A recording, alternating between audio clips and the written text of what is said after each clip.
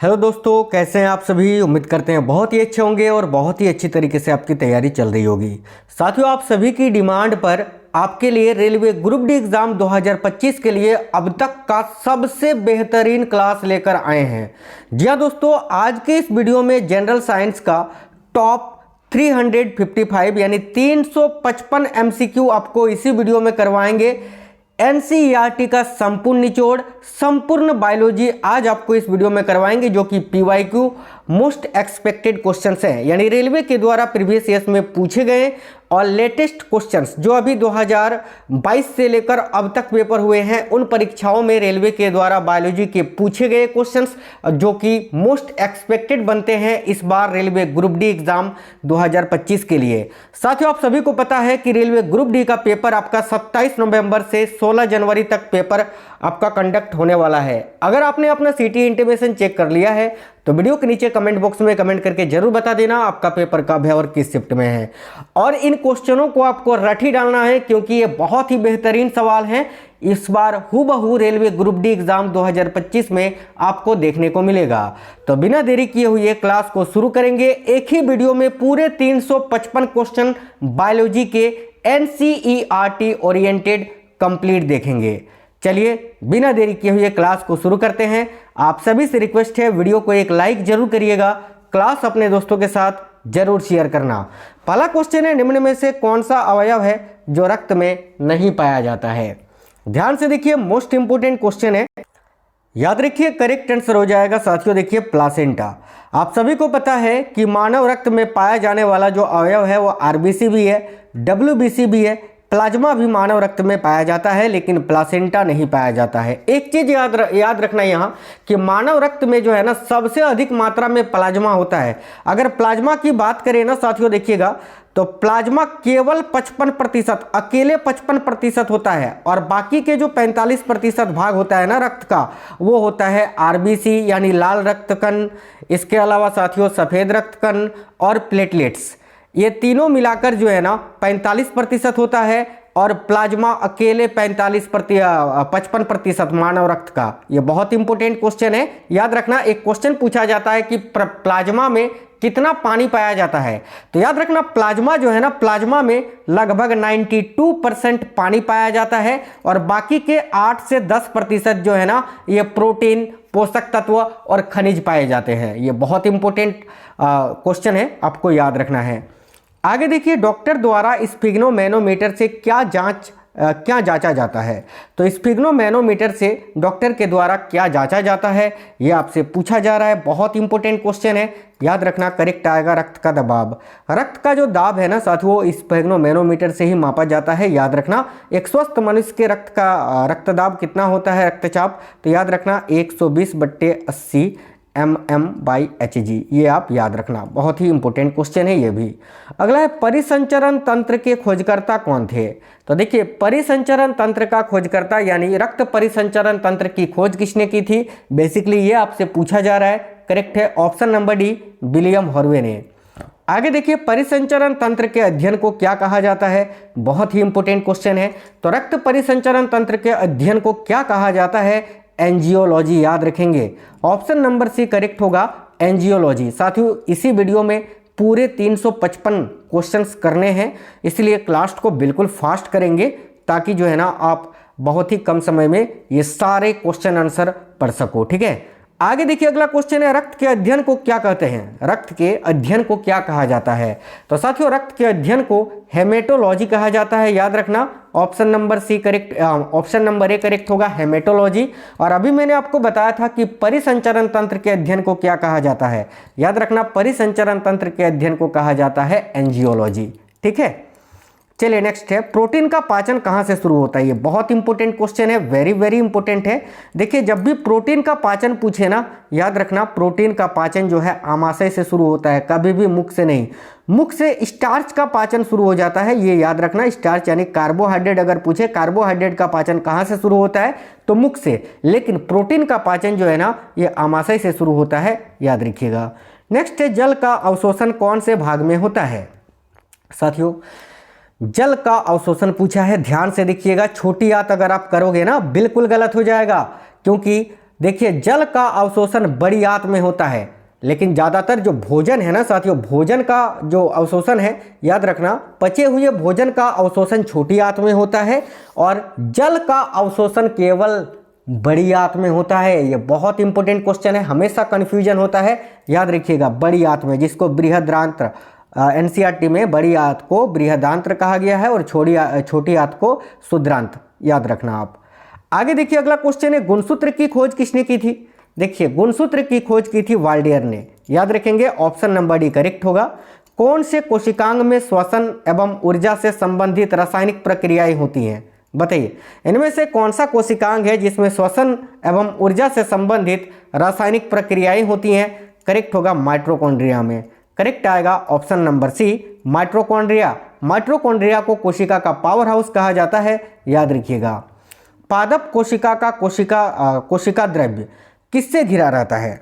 तो पादप कोशिका का पूछा है, पादप कोशिका का जो कोशिका द्रव्य होता है यानी साइटोप्लाज्म होता है, वो किससे घिरा होता है? देखो करेक्ट आएगा कोशिका भित्ति व कोशिका झिल्ली, दोनों से ही, ठीक है। पादप कोशिका का जो सबसे आउटर लेयर होता है वो होता है सेल वॉल कोशिका भित्ति, ठीक है। उसके बाद वाली जो परत होती है वो होती है कोशिका झिल्ली। कोशिका झिल्ली को हम प्लाज्मा झिल्ली भी बोलते हैं, यानी प्लाज्मा मेम्ब्रेन भी बोलते हैं, सेल मेम्ब्रेन यानी कोशिका झिल्ली भी बोलते हैं, याद रखना। एक चीज और यहाँ याद रखना कि पादप कोशिका में कोशिका भित्ति और कोशिका झिल्ली दोनों पाया जाता है, लेकिन जंतु कोशिका में कोशिका भित्ति नहीं पाया जाता है, केवल कोशिका भित्ति पाया जाता है। ये बहुत इंपॉर्टेंट है।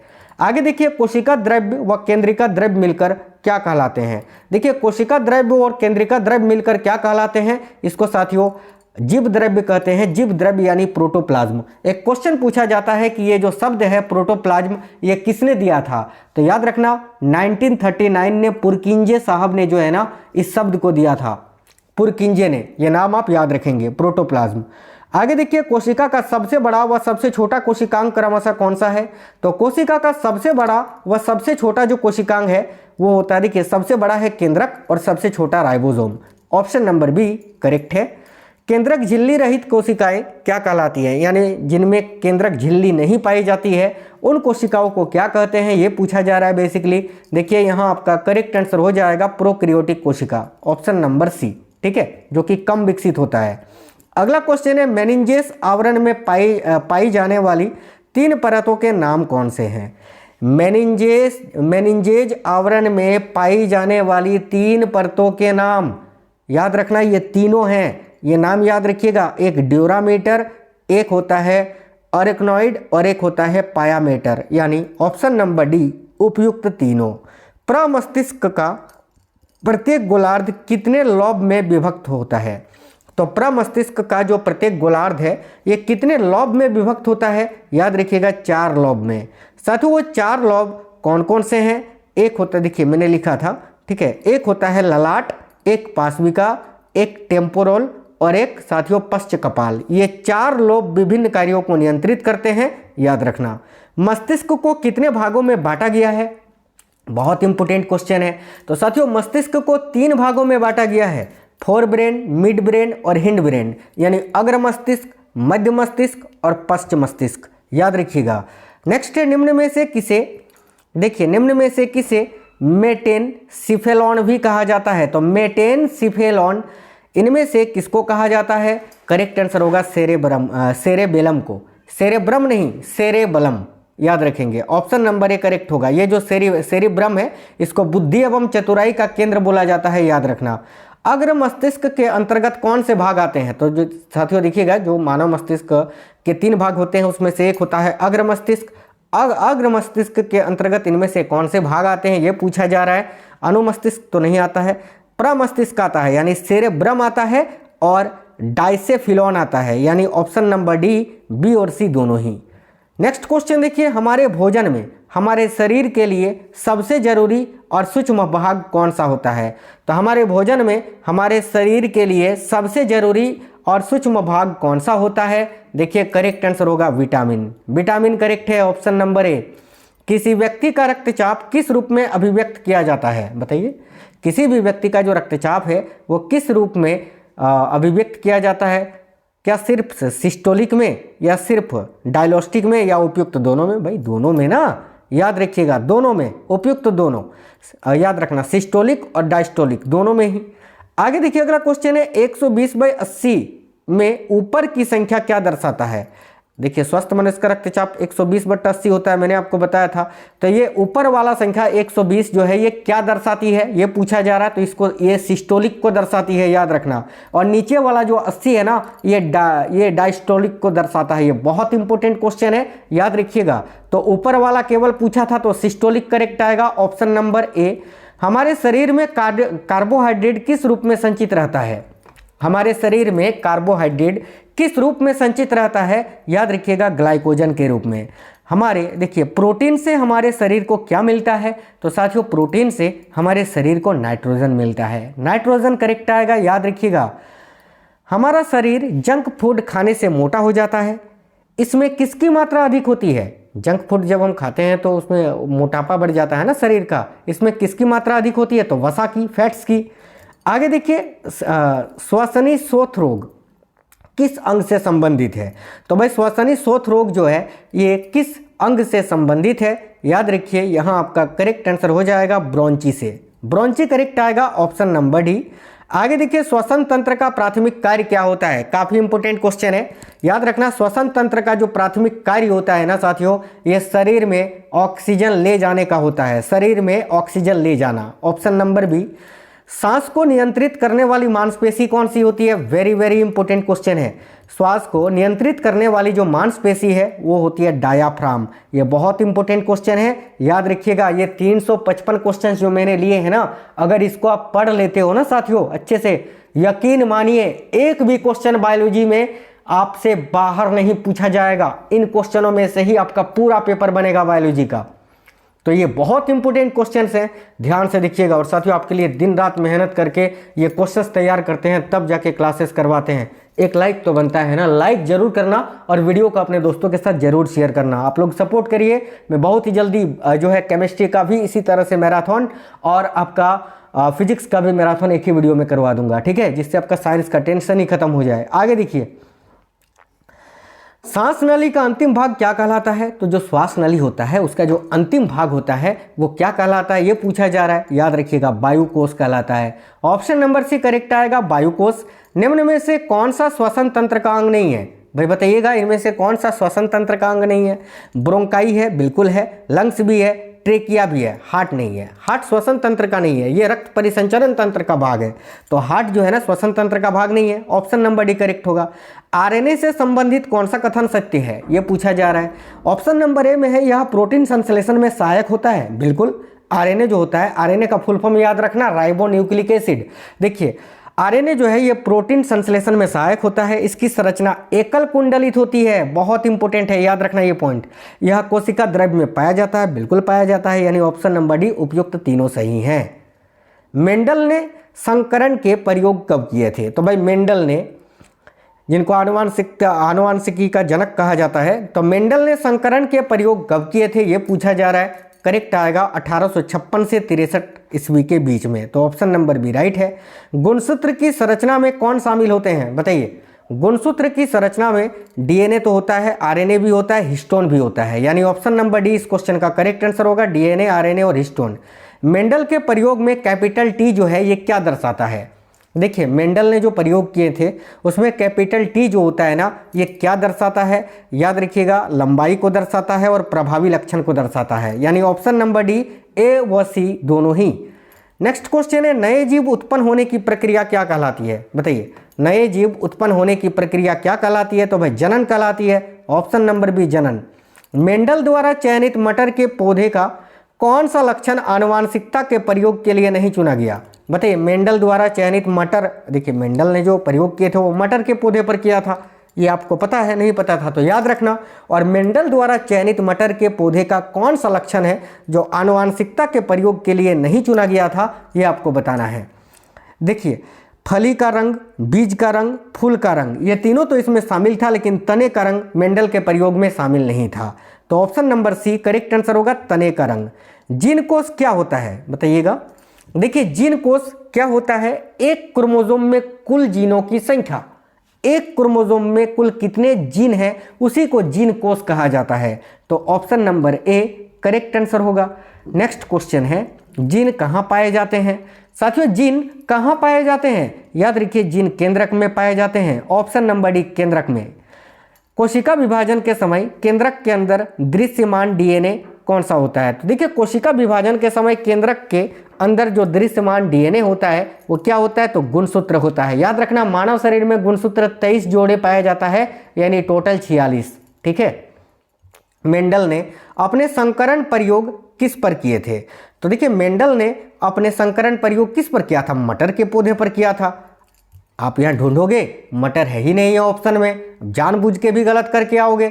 आप जानते थे ये क्वेश्चन कि मटर, लेकिन अगर आपको पता ही नहीं है कि मटर का ही साइंटिफिक नेम है पायसम सटाइवम, तो फिर आप आंसर नहीं कर पाओगे। याद रखना option number B Pisum sativum, यही मटर के पौधे का वैज्ञानिक नाम होता है। ठीक है, तो अगर मटर ऑप्शन में ना मिले तो याद रखना उसका वैज्ञानिक नाम क्या होता है मटर का? पायसम सटाइवम। ठीक है, तो ऑप्शन नंबर बी करेक्ट होगा। आगे देखिए कपाल तंत्रिका के प्रकार कौन से होते हैं? अब देखिए कपाल तंत्रिका कुल 12 जोड़ी पाई जाती है, टोटल 24। ठीक है, तो कपाल तंत्रिका के प्रकार कौन कौन से होते हैं? उपयुक्त तीनों, संवेदी तंत्रिका, प्रेरक तंत्रिका और मिश्रित तंत्रिका। याद रखना ये 3 प्रकार की कपाल तंत्रिका होती है, जो कि टोटल 12 जोड़ी होती है, यानी 24। आगे देखिए निम्न में से किसमें तंत्रिका तंत्र नहीं पाया जाता है? तो तंत्रिका तंत्र इनमें से किसमें नहीं पाया जाता है ये आपको बताना है। बहुत ही इंपॉर्टेंट क्वेश्चन है, याद रखिएगा। देखिए जोंक में, घोंघा में, टेपर में, अमीबा में नहीं पाया जाता है, तो ऑप्शन नंबर भी करेक्ट होगा। अगला कार्पस कैलोजम मानव शरीर के किस अंग का एक महत्वपूर्ण भाग है? तो भाई कार्पस कैलोजम जो है ना, यह मानव शरीर के किस अंग का एक महत्वपूर्ण भाग है? याद रखिएगा मस्तिष्क का, ब्रेन का। किसी अन्य तंत्रिका कोशिका के डेंड्राइट के साथ समाप्त होने वाले एक अंश तंतु के बीच के जोड़ को क्या कहते हैं? बहुत ही इंपॉर्टेंट क्वेश्चन है, आपने पढ़ के रखा है सिनेप्स सिनेप्स सिनेप्स। ऑप्शन में देखोगे सिनेप्स ही नहीं है, क्या आंसर करोगे? ये तो माया जाल हो गया ना। याद रखना अंतग्रहण, अंतग्रथन। भाई सिनेप्स का ही, सिनेप्स तो अंग्रेजी नाम, ये वर्ड है ना, ये सिनेप्स जो है ये अंग्रेजी वर्ड है, हिंदी में इसका नाम है अंतग्रथन। तो याद रखिएगा अंतग्रथन, ऑप्शन नंबर ए करेक्ट होगा। गुर्दे की निस्पंद इकाई कौन सी होती है? तो जो गुर्दा होता है उसकी निस्पंद इकाई होती है nephron, option number B correct होगा। तंत्रिका कोशिका मानव शरीर के किस तंत्र का एक भाग है? देखिए तंत्रिका कोशिका जो है ना, यह मानव शरीर के तंत्रिका तंत्र का भाग है, ऑप्शन नंबर डी करेक्ट है। बेगस कपाल तंत्रिका किस प्रकार की है? देखिए जो बेगस कपाल तंत्रिका होती है ना साथियों, याद रखना बेगस कपाल तंत्रिका सबसे लंबी कपाल तंत्रिका होती है, ऑप्शन नंबर ए करेक्ट होगा, सबसे लंबी। अगला स्पाइनल कॉर्ड यानी कशेरुक रज्जु में से कितनी जोड़ी तंत्रिका निकलती है? तो भाई स्पाइनल कॉर्ड यानी कशेरुक रज्जु से कुल 31 जोड़ी तंत्रिका निकलती है, यानी 62। और कपाल तंत्रिका कितनी जोड़ी? 12 जोड़ी, यानी 24। याद रखेंगे ना, बिल्कुल। निम्न में से कौन नेफ्रॉन का हिस्सा नहीं है? बताइए नेफ्रॉन का हिस्सा इनमें से कौन सा नहीं है? ब्रिक नलिका है, बिल्कुल है। ब्रिक कनिका भी है, बिल्कुल है। बोमेन कैप्सूल भी नेफ्रॉन का ही हिस्सा है, लेकिन हिलम जो है ना, ये नेफ्रॉन का हिस्सा नहीं है, तो ऑप्शन नंबर सी करेक्ट होगा। न्यूरॉन के किस भाग में सूचना प्राप्त होती है? बताइए न्यूरॉन का कौन सा भाग है जहां से सूचना प्राप्त होती है भाई? तो देखिए न्यूरॉन का कौन सा भाग है जहां से सूचना प्राप्त होती है? तो याद रखिएगा ये डेंड्राइट से, डेंड्राइट करेक्ट आएगा, जिसको द्रुमिका बोला जाता है हिंदी में। एनसीईआरटी में इसका हिंदी वर्ड जो है ना वो द्रुमिका, द्रुमिका लिखा हुआ है साथियों, याद रखना द्रुमिका करेक्ट आएगा, ऑप्शन नंबर है डेंड्राइट्स यानी द्रुमिका से। रीढ़ की हड्डी में पाई जाने वाली स्टार के आकार की कोशिकाएं कौन सी होती है? Very very important question. रीढ़ की हड्डी में पाई जाने वाली स्टार के आकार की जो कोशिकाएं होती है वो होती है एस्ट्रोसाइट। याद रखेंगे ऑप्शन नंबर ए करेक्ट होगा, एस्ट्रोसाइट। तंत्रिका तंत्र की मूलभूत संरचनात्मक एवं कार्यात्मक इकाई कौन सी होती है? देखिएगा साथियों तंत्रिका तंत्र की मूलभूत संरचनात्मक एवं कार्यात्मक इकाई होती है neuron, option number A correct है न्यूरॉन। अगला क्वेश्चन है इनमें से कौन सा मानव शरीर की गतिविधि के लिए मुख्यतः जिम्मेदार है? तो साथियों मानव शरीर की गतिविधि के लिए मुख्यतः कौन जिम्मेदार है? एक तो तंत्रिका और पेशीय ऊतकों का संयोजन, क्या ये सही है? बिल्कुल सही है, ऑप्शन नंबर ए करेक्ट है, तंत्रिका एवं पेशीय ऊतकों का संयोजन। आगे देखिए न्यूरॉन सेल में कौन से न्यूरॉन अनुमानों को संकेत प्राप्त होते हैं? तो न्यूरॉन सेल में कौन से न्यूरॉन है जो अनुमानों को संकेत प्राप्त होते हैं? देखिए राइट आंसर होगा डेंड्राइट, अभी मैंने आपको बताया था डेंड्राइट इस क्वेश्चन का करेक्ट आंसर हो जाएगा साथियों। आगे नेक्स्ट क्वेश्चन देखिए कपाल तंत्रिका कितनी जोड़ी होती हैं? अभी मैंने बताया था ना कपाल तंत्रिका कितनी जोड़ी होती हैं, बिल्कुल 12 जोड़ी, याद रखेंगे। आगे देखिए अगला क्वेश्चन है आपका साथियों, दो न्यूरॉन्स के बीच विद्युत तंत्रिका आवेगों के संचरण का स्थल क्या है? तो दो न्यूरॉन्स के बीच जो विद्युत तंत्रिका आवेगों का संचरण होता है वो कौन सा होता है? याद रखिएगा सिनेप्स होता है, अभी बताए थे सिनेप्स। मस्तिष्क कौन सी प्रणाली का हिस्सा है? तो साथियों मस्तिष्क जो है ना ये स्नायु प्रणाली का हिस्सा होता है, याद रखेंगे ऑप्शन नंबर डी करेक्ट होगा, स्नायु प्रणाली का। भ्रूण के लिए भोजन को संग्रहित करने वाली जनन कोशिकाओं को क्या कहते हैं? भाई भ्रूण के लिए भोजन को संग्रहित करने वाली जनन कोशिकाओं को साथियों जुगेमेट कहा जाता है, जुगेमेट, याद रखेंगे ऑप्शन नंबर सी करेक्ट होगा, जुगेमेट। आगे देखिए कौन से अंग भ्रूण विकसित, कौन से अंग में भ्रूण विकसित होता है? इनमें से कौन सा अंग है जहां पर भ्रूण का विकास होता है? सिंपल सा क्वेश्चन है, गर्भाशय में ना, बिल्कुल गर्भाशय करेक्ट है। देखिए निम्न में से किसकी मांसपेशियों के संकुचन से बच्चा पैदा होता है? भाई इनमें से किसकी मांसपेशियों के संकुचन से बच्चा पैदा होता है? याद रखिए करेक्ट होगा गर्भाशय के, ऑप्शन नंबर डी राइट होगा गर्भाशय। मासिक चक्र की किस अवधि में LH तथा FSH उच्चतम स्तर प्राप्त करते हैं? याद रखिएगा मासिक चक्र की किस अवधि में? तो भाई करेक्ट आएगा चक्र के मध्य में, यानी लगभग 14वें दिन, मासिक चक्र के लगभग 14वें दिन, याद रखना option number D correct answer हो जाएगा। मानव में निषेचन की क्रिया कहाँ संपन्न होती है? देखिए मानव में निषेचन की क्रिया जो है ना वो फेलोपियन ट्यूब यानी डिंब वाहिनी में संपन्न होती है, डिंब वाहिनी करेक्ट आएगा, ऑप्शन नंबर बी। मेंडल ने अपने प्रयोग के दौरान अभिलक्षणों के कितने जोड़े चुने थे? बताइए। याद रखिएगा मेंडल ने अपने प्रयोग के दौरान अभिलक्षणों के कुल 7 जोड़े चुने थे, ऑप्शन नंबर बी राइट है। अगला क्वेश्चन है बीपीआरसी लक्षणों के युग्म को कोडित करने वाले जीन को क्या कहा जाता है? साथियों बीपीआरसी लक्षणों के युग्म को कोडित करने वाले जो जीन है उनको एलिस के नाम से जाना जाता है, याद रखेंगे ऑप्शन नंबर सी यहाँ आपका करेक्ट आंसर हो जाएगा साथियों, एलिस के नाम से। ठीक है, आगे देखिए अगला है मेंडल ने प्रयोग के लिए मटर के पौधे को ही क्यों लिया था? आपके मन में सवाल होगा ना कि आखिर मटर के पौधे ही क्यों? देखो ऑप्शन नंबर डी उपयुक्त तीनों सही होगा। ऑप्शन नंबर ए में है जिस चर्च में वो थे वहां मटर के पौधे उपलब्ध थे होना, बी स्वनिषेचन और पर निषेचन क्रिया का आसानी से होना, सी मटर के पौधे का जीवन चक्र जल्दी पूरा होना। बिल्कुल ये तीनों कारण थे जिसके कारण मेंडल ने प्रयोग के लिए मटर के पौधे को ही चुना था।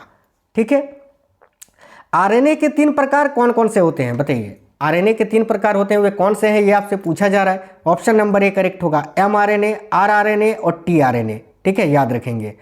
आगे देखिए अगला क्वेश्चन है मेंडल का जन्म और मृत्यु कब हुई थी? देखिए मेंडल की अगर जन्म की बात करें तो 1822 में इनका जन्म हुआ था और 1884 में इनका निधन हुआ था, तो ऑप्शन नंबर सी इस क्वेश्चन का करेक्ट आंसर हो जाएगा। रक्त परिसंचरण तंत्र कितने प्रकार का होता है? याद रखिए साथियों रक्त परिसंचरण तंत्र जो है ना ये 2 प्रकार के होते हैं, बिल्कुल 2 प्रकार के, एक खुला परिसंचरण तंत्र और एक बंद परिसंचरण तंत्र। अगर आपसे पूछे मनुष्य में कौन सा परिसंचरण तंत्र पाया जाता है तो भाई बंद परिसंचरण तंत्र पाया जाता है। देखिए क्वेश्चन आ भी गया कि मनुष्य में कौन सा परिसंचरण तंत्र पाया जाता है? याद रखिए मनुष्यों में बंद परिसंचरण तंत्र पाया जाता है साथियों। ठीक है, बंद परिसंचरण तंत्र और दोहरा परिसंचरण तंत्र जिसको हम बोलते हैं। आगे देखिए अगला है खुला रक्त परिसंचरण तंत्र किन में पाया जाता है? याद रखिएगा कीटों में, तितली में, कॉकरोच में, उपयुक्त सभी में खुला रक्त परिसंचरण तंत्र पाया जाता है साथियों। रक्त बनावट में किस तरह का होता है? रक्त जो है बनावट में किस तरह का होता है? गाढ़ा होता है क्या? बिल्कुल चिपचिपा भी होता है, लाल भी होता है, उपयुक्त सभी, ऑप्शन नंबर डी करेक्ट होगा। मानव हृदय का औसत भार कितना होता है? देखिए मानव हृदय का औसतन भार 300 ग्राम होता है, ऑप्शन नंबर बी 300 से 350 याद रखना। मानव शरीर में रुधिर का कितना प्रतिशत प्लाज्मा होता है? अभी बताए थे ना 55% प्लाज्मा और 45% लाल रक्त कणिकाएं, श्वेत रक्त कणिकाएं और आपका क्या होता है? प्लेटलेट्स होता है। ठीक है, याद रखना। आगे देखिए अगला क्वेश्चन है प्लाज्मा में कितना प्रतिशत जल होता है? बताए थे लगभग 92% यानी लगभग 90%, ऑप्शन नंबर डी करेक्ट है। मानव शरीर में सर्वाधिक मात्रा में कौन सा तत्व पाया जाता है? देखिए मानव शरीर में सर्वाधिक मात्रा में साथियों आयरन, लोहा पाया जाता है। मानव शरीर की कोशिका में गुणसूत्रों की संख्या कितनी होती है? बताइएगा। मानव शरीर कि कोशिका में गुणसूत्रों की संख्या कितनी होती है? मैं नहीं बताऊंगा, ये आप कमेंट बॉक्स में कमेंट करके बता दीजिए क्योंकि मैं बता चुका हूं। सभी साथी कमेंट करेंगे, ऐसा नहीं कि कोई छोड़ दे, सभी लोग इसका आंसर कमेंट बॉक्स में कमेंट करके बताइए। चलिए गुणसूत्रों की संख्या कितनी होती है? आगे देख लेते हैं, अगला क्वेश्चन है मानव शरीर की सबसे कठोर अस्थि कहाँ पर स्थित होती है। भाई मानव शरीर की जो सबसे कठोर मजबूत हड्डी होती है ना, वो जबड़े में होती है, याद रखना। ऑप्शन नंबर डी जबड़े में। बेटिंग व वेस्ट ने किसकी खोज की थी। देखिए बेटिंग व वेस्ट ने किसकी खोज की थी ये पूछा जा रहा है। करेक्ट आएगा इंसुलिन की खोज की थी।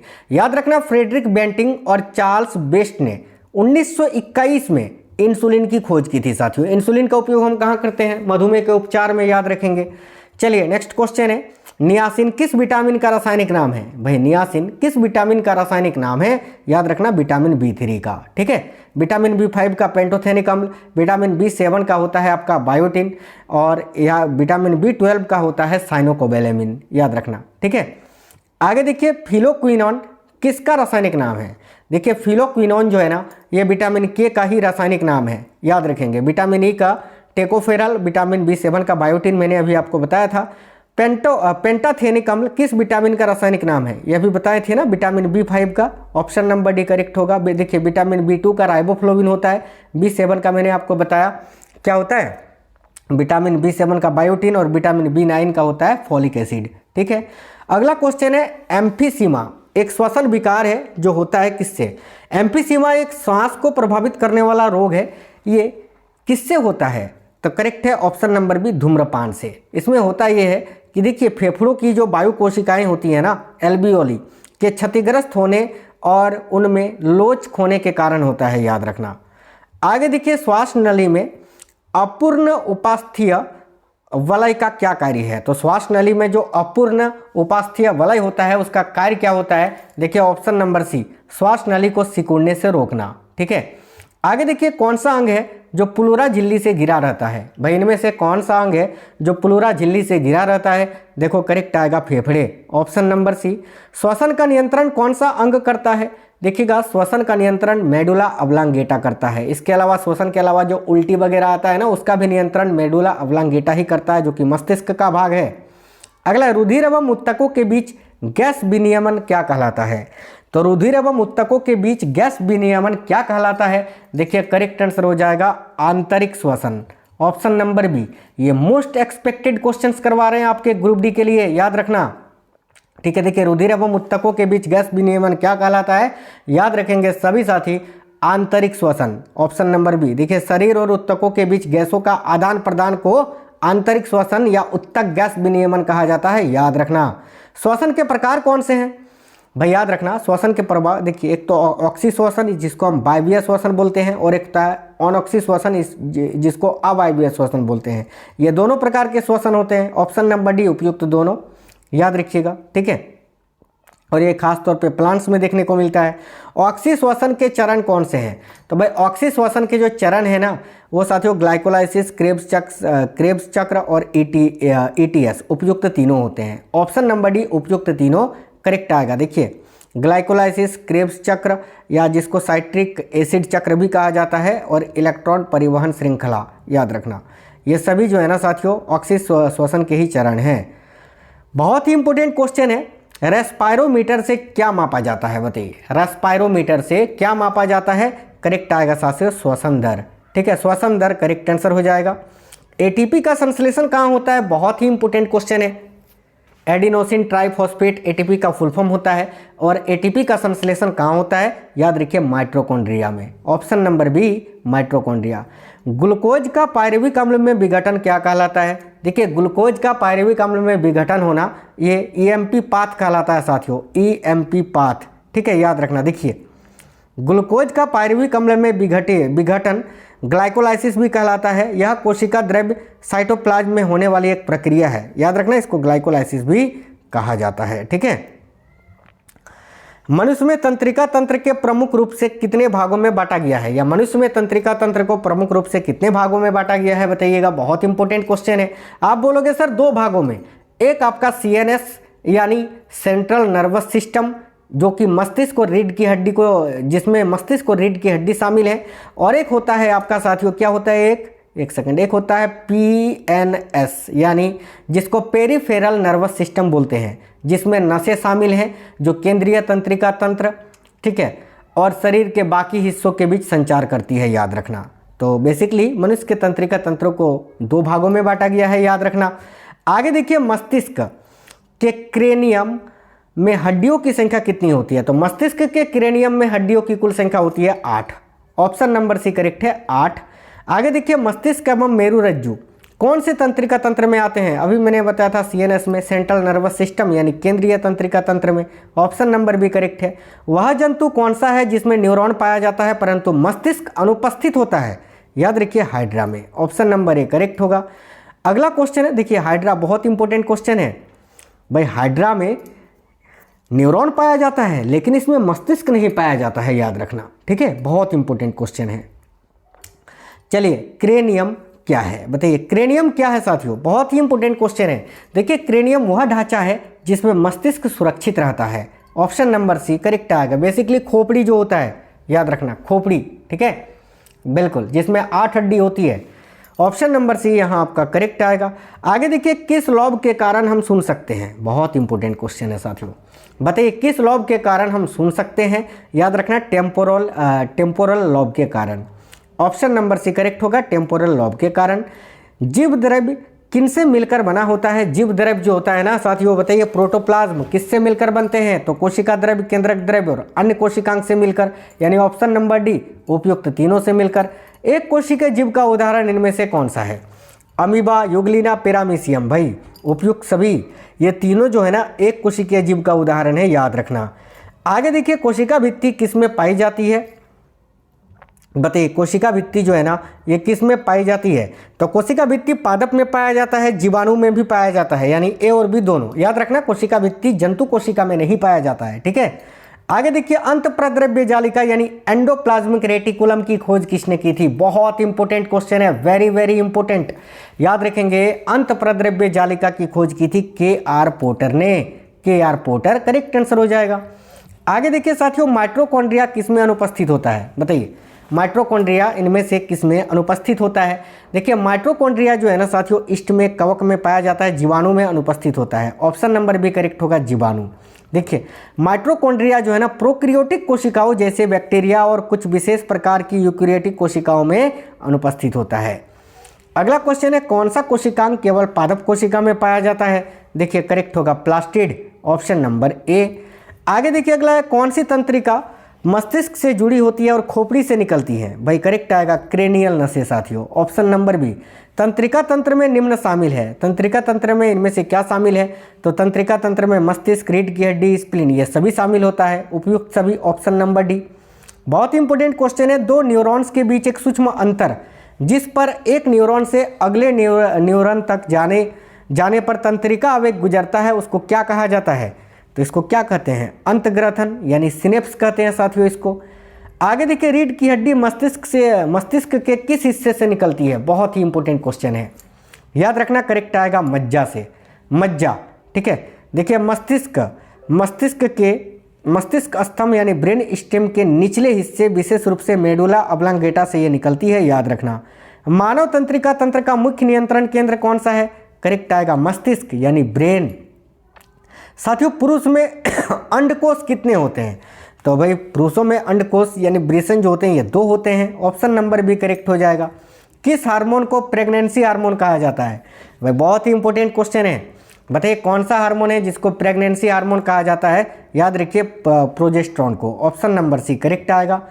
अंडे को अंडाशय से गर्भ में किसके माध्यम से ले जाया जाता है? देखिए, अंडे को अंडाशय से गर्भ में किसके माध्यम से ले जाया जाता है? तो फेलोपियन ट्यूब के माध्यम से यानी डिंब वाहिनी के माध्यम से। Option number D right answer है। फेलोपियन ट्यूब यानी डिंब वाहिनी की लंबाई कितनी होती है? वेरी वेरी इंपॉर्टेंट क्वेश्चन है। देखिए, करेक्ट आएगा 10 से 12 सेंटीमीटर, है ना, याद रखना। 10 से, हालांकि ये 10 से 15 सेंटीमीटर होता है, याद रखना, ठीक है। तो ऑप्शन नंबर डी इस क्वेश्चन का करेक्ट आंसर हो जाएगा। नेक्स्ट है, ऑक्सीटोसिन हार्मोन को और किस नाम से जाना जाता है? देखिए, ऑक्सीटोसिन हार्मोन को प्रसव हार्मोन, लव हार्मोन, पीटोसिन, उपयुक्त सभी के नाम से जाना जाता है, याद रखना। तो प्रसव के दौरान कौन सा हार्मोन है जो गर्भाशय पेशी पर क्रिया करता है? काफ़ी अच्छा क्वेश्चन है भाई, यही ऑक्सीटोसिन हार्मोन, ठीक है। ग्लाइकोलाइसिस क्रिया कहाँ संपन्न होती है? तो देखिए, ग्लाइकोलाइसिस की जो क्रिया होती है ना कोशिका में, कहाँ संपन्न होती है? तो कोशिका द्रव्य में यानी साइटोप्लाज्म में। क्रेब्स चक्र की शुरुआत किससे होती है? बहुत ही इंपॉर्टेंट क्वेश्चन है। बायोलॉजी के मैंने सारे टॉपिक्स लिए हैं, टेंशन मत लीजिए। देखिए क्लास 6 से लेकर क्लास 10 तक की एनसीईआरटी, ठीक है, कि वो सारे इंपॉर्टेंट टॉपिक मैंने लिया है जो कि आपके पेपर के लिए बहुत इंपॉर्टेंट है। कोई भी टॉपिक्स छोड़ा नहीं है, सारे टॉपिक्स के मिक्स क्वेश्चंस हैं। ध्यान से देखिएगा, क्रेब्स चक्र की शुरुआत किससे होती है? तो भाई क्रेब्स चक्र की जो शुरुआत है ना साथियों, वो किससे होती है? करेक्ट आएगा साइट्रिक अम्ल से। एक भी क्वेश्चन को नहीं छोड़ना है, ये बहुत इंपॉर्टेंट क्वेश्चंस हैं। अगला, श्वसन के दौरान विमुक्त कार्बन डाइऑक्साइड के मुकाबले प्रयुक्त ऑक्सीजन की मात्रा अधिक हो तो वह पदार्थ क्या होगा? काफ़ी इंपॉर्टेंट क्वेश्चन है, याद रखना। या तो वह पदार्थ प्रोटीन होगा या तो कार्बनिक अम्ल होगा, यानी ए व सी दोनों ही। नेक्स्ट है, इलेक्ट्रॉन परिवहन तंत्र का संबंध किससे है? देखिए इलेक्ट्रॉन परिवहन तंत्र का संबंध जो है ना, ये माइटोकॉन्ड्रिया की आंतरिक झिल्ली से है। ऑप्शन नंबर सी करेक्ट आएगा, याद रखेंगे। आगे नेक्स्ट क्वेश्चन है आपका, क्रेब्स चक्र का वह एंजाइम जो प्रथम उत्पाद बनाता है। बताइए क्रेब्स चक्र का वह एंजाइम कौन सा है जो प्रथम उत्पाद बनाता है? करेक्ट आएगा साथियों सिट्रेट सिंथेटेज, याद रखिएगा साइट्रेट सिंथेटेज जिसको हम बोलते हैं। ग्लूकोज के एक अणु से कितने पायरुविक अम्ल बनते हैं? भाई बहुत important question, very very important, याद रखना। ग्लूकोज के एक अणु से 2 पायरुविक अम्ल बनते हैं। ऑप्शन नंबर बी करेक्ट होगा, 2। बैक्टीरिया का श्वसन स्थल क्या होता है? बताइए बैक्टीरिया का श्वसन स्थल को क्या कहते हैं? साथियों बैक्टीरिया का श्वसन स्थल जो होता है उसको मिसोजोम के नाम से जानते हैं। ऑप्शन नंबर सी करेक्ट है, मिसोजोम। नेक्स्ट है, कैरोटिन्स एवं जेंथोफिल्स किसके प्रकार हैं? काफ़ी इंपॉर्टेंट क्वेश्चन, बताइए कैरोटिन्स एवं जेंथोफिल्स ये किसके प्रकार हैं? देखिए करेक्ट आंसर हो जाएगा ऑप्शन नंबर बी, याद रखना कैरोटिनॉइड्स के। कैरोटिनॉइड्स करेक्ट आएगा, ऑप्शन नंबर बी। पौधे अशुद्ध हवा को शुद्ध हवा में परिवर्तित करते हैं, यह किसने बतलाया था? पौधे अशुद्ध हवा को शुद्ध हवा में परिवर्तित करते हैं, यह किसने बतलाया था? याद रखना इसको किसने बताया था? तो ऑप्शन नंबर ए प्रिस्टले ने। प्रिस्टले करेक्ट आएगा, जिन्होंने ऑक्सीजन की खोज भी की थी। हरे पौधे गंदी गैस को केवल सूर्य के प्रकाश में शुद्ध करते हैं, यह निष्कर्ष किसने निकाला था? बताइए यह कथन किसने कहा था या यह निष्कर्ष किसने लिखा था, किसने निकाला था कि हरे पौधे जो हैं गंदी गैस को केवल सूर्य के प्रकाश में ही शुद्ध करते हैं? याद रखना इंजनहाउस ने। ठीक है, तो इस क्वेश्चन का करेक्ट आंसर इंजनहाउस होगा, ऑप्शन नंबर बी। अधिकतम प्रकाश संश्लेषण प्रकाश के कौन से भाग में होता है? वेरी वेरी इंपॉर्टेंट क्वेश्चन, याद रखना करेक्ट आंसर हो जाएगा साथियों उपयुक्त तीनों। ठीक है, यानी लाल, नीला और बैंगनी में, लेकिन सबसे अधिक होता है लाल रंग में। आगे देखिए, प्रकाश संश्लेषण सर्वाधिक प्रभावी तरंगदैर्घ्य होती है किसमें? तो प्रकाश संश्लेषण में सर्वाधिक प्रभावी जो तरंगदैर्घ्य होती है वो होती है साथियों लाल व नीले प्रकाश में। ऑप्शन नंबर डी है। सबसे कम होता है हरे रंग के प्रकाश में, याद रखना। कौन सा कोशिकांग प्रकाश श्वसन में भाग नहीं लेता है? तो कौन सा कोशिकांग है जो प्रकाश श्वसन में भाग नहीं लेता है? माइटोकॉन्ड्रिया, क्लोरोप्लास्ट लेता है, लेकिन गोल्जी काई नहीं लेता है। तो ऑप्शन नंबर सी करेक्ट होगा, गोल्जी काई। प्रोटीन से हमारे शरीर को क्या मिलता है? साथियों प्रोटीन से हमारे शरीर को अभी बताए थे ना, नाइट्रोजन मिलता है। आगे देखिए, मानव शरीर का रक्त किस प्रकृति का होता है? देखिए मानव शरीर का रक्त का जो पीएच मान होता है ना, वो होता है 7.4। 7.4 यानी ये थोड़ा सा क्षारीय होगा। करेक्ट आएगा, 7 से अधिक यानी क्षार, 7 से कम यानी अम्ल, तो ये क्षारीय प्रकृति का होता है। आगे देखिए, मानव शरीर के वजन का कितना प्रतिशत मस्तिष्क का वजन होता है? बहुत इंपॉर्टेंट क्वेश्चन है, याद रखना। मानव शरीर के वजन का कितना प्रतिशत मस्तिष्क का वजन होता है? तो 2%, याद रखना। और एक स्वस्थ मनुष्य के मस्तिष्क का वजन कितना होता है? तो लगभग 1350 ग्राम, याद रखना। ठीक है, चलिए नेक्स्ट क्वेश्चन देखिएगा। पेसमेकर व नेफ्रॉन का संबंध क्रमशः किससे है? तो पेसमेकर व नेफ्रॉन का संबंध आपसे पूछा जा रहा है। पेसमेकर का संबंध साथियों हृदय से है, नेफ्रॉन का संबंध ब्रिक यानी किडनी से है। तो option number C correct answer हो जाएगा। श्वसन के दौरान गैसें रुधिर में प्रवेश करती है और छोड़ी जाती है, किसके कारण? देखिए श्वसन के दौरान गैसें रुधिर में प्रवेश करती है और छोड़ी जाती है, यह किसके कारण होती है? तो करेक्ट आएगा विसरण के कारण। ऑप्शन नंबर सी विसरण के कारण। रक्त का ग्लूकोज स्तर सामान्यतः किसमें व्यक्त किया जाता है? तो रक्त में कितना ग्लूकोज है ये किसमें व्यक्त किया जाता है? याद रखना मिलीग्राम प्रति डेसीलीटर में, मिलीग्राम प्रति डेसीलीटर में। या साथियों और एक याद रखना कि मिलीमोल प्रति लीटर में। ठीक है, तो ऑप्शन नंबर बी इस क्वेश्चन का करेक्ट आंसर हो जाएगा। आगे देखिए अगला क्वेश्चन है, मानव शरीर में जल व खनिज का अवशोषण कहाँ होता है। बहुत इंपॉर्टेंट क्वेश्चन है, अभी बताए थे ना आपको, जल का अवशोषण कहाँ, बड़ी आंत में, तो खनिज का भी अवशोषण बड़ी आंत में होता है, याद रखना। आगे देखिए, मानव में ताप का नियंत्रण कौन सी ग्रंथि करती है। देखिए मानव में ताप का नियंत्रण हाइपोथैलेमस करता है, जो कि मस्तिष्क का भाग है, हाइपोथैलेमस। मानव शरीर का सीपीयू किसको कहा जाता है भाई। देखिए मानव शरीर का सीपीयू किसे कहा जाता है, करेक्ट आएगा मस्तिष्क को, ब्रेन को। भ्रूण अवस्था में रक्त का निर्माण कहाँ होता है, बहुत ही इंपॉर्टेंट क्वेश्चन। तो भ्रूण अवस्था में रक्त का निर्माण कहाँ होता है, प्लीहा में। और वैसे रक्त का निर्माण कहाँ होता है, अस्थि मज्जा में, लेकिन जब भी पूछे भ्रूण अवस्था में, याद रखना प्लीहा में। अगला क्वेश्चन है, बिलरुबिन वर्णक के कारण प्लाज्मा का रंग कैसा होता है। वेरी वेरी इंपॉर्टेंट क्वेश्चन, याद रखना बिलरुबिन वर्णक के कारण प्लाज्मा का रंग हल्का पीला होता है साथियों, हल्का पीला होता है। प्लाज्मा में कौन से प्रोटीन पाए जाते हैं भाई, प्लाज्मा में जो प्रोटीन पाया जाता है वो कौन सा है। देखिए ये सभी प्रोटीन प्लाज्मा में पाए जाते हैं, इनमें से फाइब्रोनोजन, एल्बुमिन, ग्लोब्युलिन, इसके अलावा प्रोथ्रोम्बिन, ये सभी जो है ना प्लाज्मा में पाए जाने वाले प्रोटीन हैं। मानव रुधिर की कितने प्रतिशत रक्त कणिकाएं होती हैं, तो मानव रुधिर में कितना प्रतिशत रक्त कणिकाएं होता है भाई, अभी बताए थे ना प्लाज्मा 55% होता है, रक्त कणिकाएं 45% होता है यार, अभी बताए थे। ऑप्शन नंबर भी करेक्ट होगा, 45%।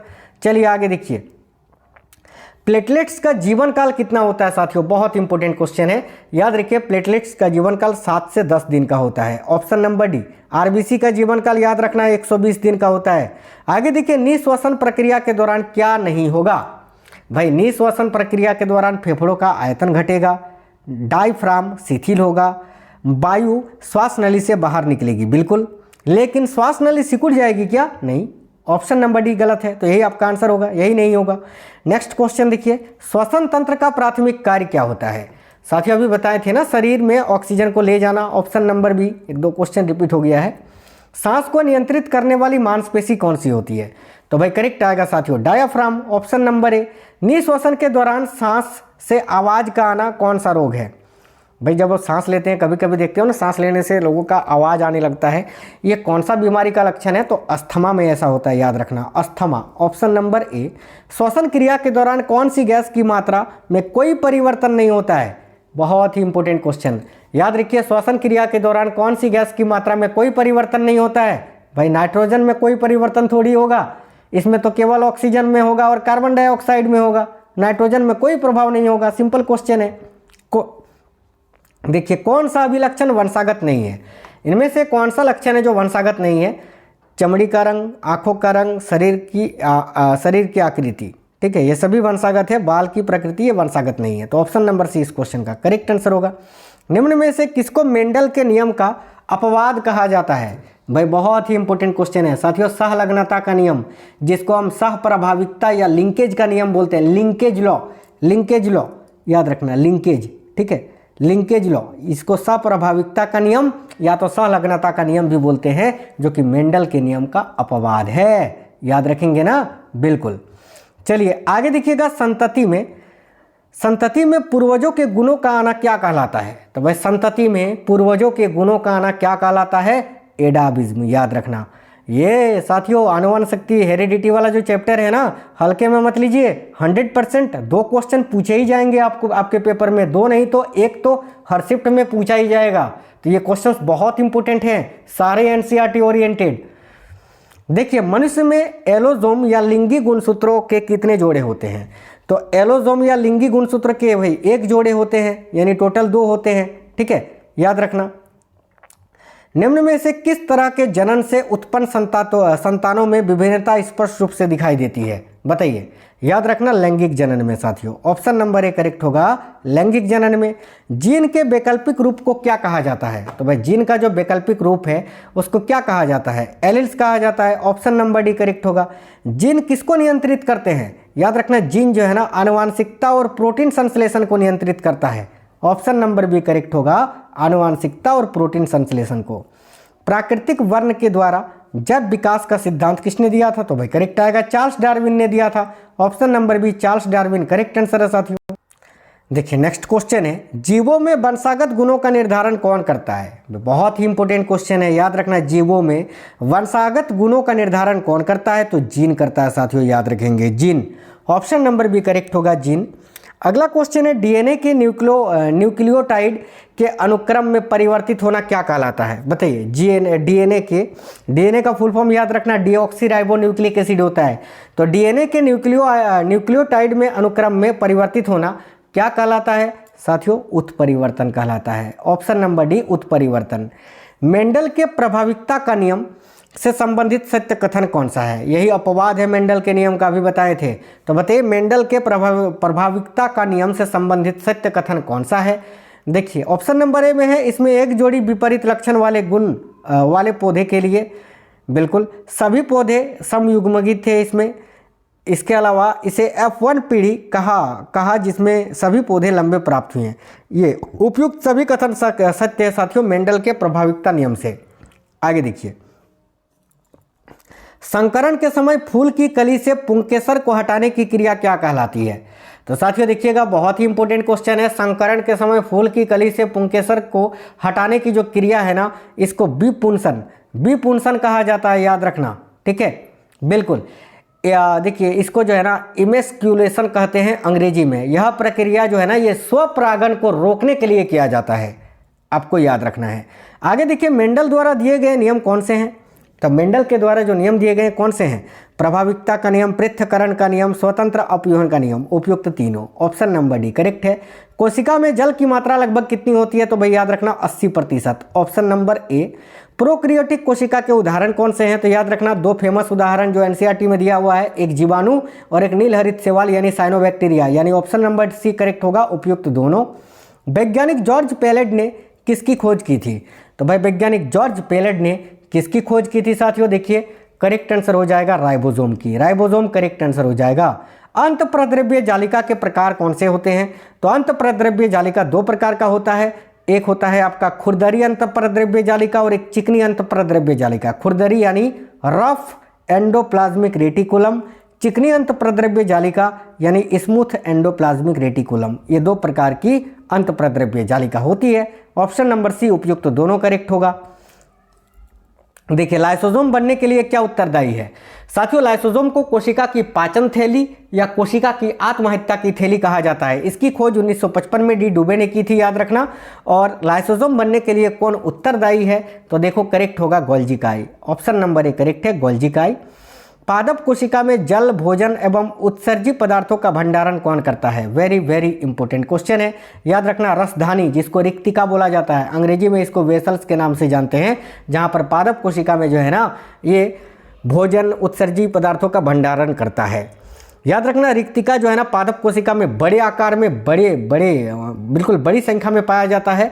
और ये जो है ना ये जंतु कोशिका में होता है, लेकिन बिल्कुल ना के बराबर, बिल्कुल छोटा सा। आगे देखिए अगला है केंद्रक के बारे में सत्य कथन कौन सा है? भाई बताइएगा। ऑप्शन नंबर ए में है कोशिका का नियंत्रण कक्ष कहलाता है केंद्रक, बिल्कुल। राइबोसोम का निर्माता भी कहलाता है केंद्रक। आनुवांशिकी सूचनाओं का स्थानांतरण भी करता है केंद्रक। उपयुक्त तीनों कथन सत्य हैं भाई। आगे देखिएगा, निम्न में से कौन सी बीमारी है जो तंत्रिका तंत्र से संबंधित है? तो टिटनस जो है ना ये तंत्रिका तंत्र को प्रभावित करता है, याद रखना। Option number B. बहुत ही इंपॉर्टेंट क्वेश्चन है, बहुत ही important question, very very important. एक न्यूरॉन के भीतर सूचना कैसे यात्रा करता है बताना। देखिए एक न्यूरॉन के भीतर सूचना जो है ना दूसरे न्यूरॉन से सबसे पहले वो डेंड्राइट में आता है, ठीक है। डेंड्राइट के बाद वो कोशिका शरीर यानी जिसको सेल बॉडी बोलते हैं, इसको सोमा के नाम से भी जानते हैं, सोमा, यहाँ पर आता है। फिर अंशतंतु यानी जिसको आप एक्सोन बोलते हैं, एक्सोन में आता है। उसके बाद जो है ना ये साथियों तंत्रिका के अंत में, या फिर आप बोल सकते हैं एक्सोन के एंड में आता है। तो ऑप्शन नंबर ए सही है, यही आपका आंसर होगा। तंत्रिका तंत्र का वह भाग जो स्वैच्छिक गतिविधियों को नियंत्रित करता है क्या कहलाता है बताइए।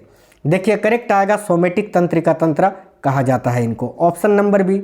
अगला क्वेश्चन है त्वचा, नेत्र, नाक, पेशियों जैसे ग्राही अंगों से मस्तिष्क और मेरुरज्जु तक आवेगों को ले जाने वाली तंत्रिका को क्या कहते हैं? वेरी वेरी इंपॉर्टेंट क्वेश्चन, याद रखना। इनको कायिक संवेदी तंत्रिका कहते हैं। कायिक संवेदी या अभिवाही तंत्रिका भी इनको कहा जाता है, या संवेदी तंत्रिका तंत्र भी इनको कहा जाता है।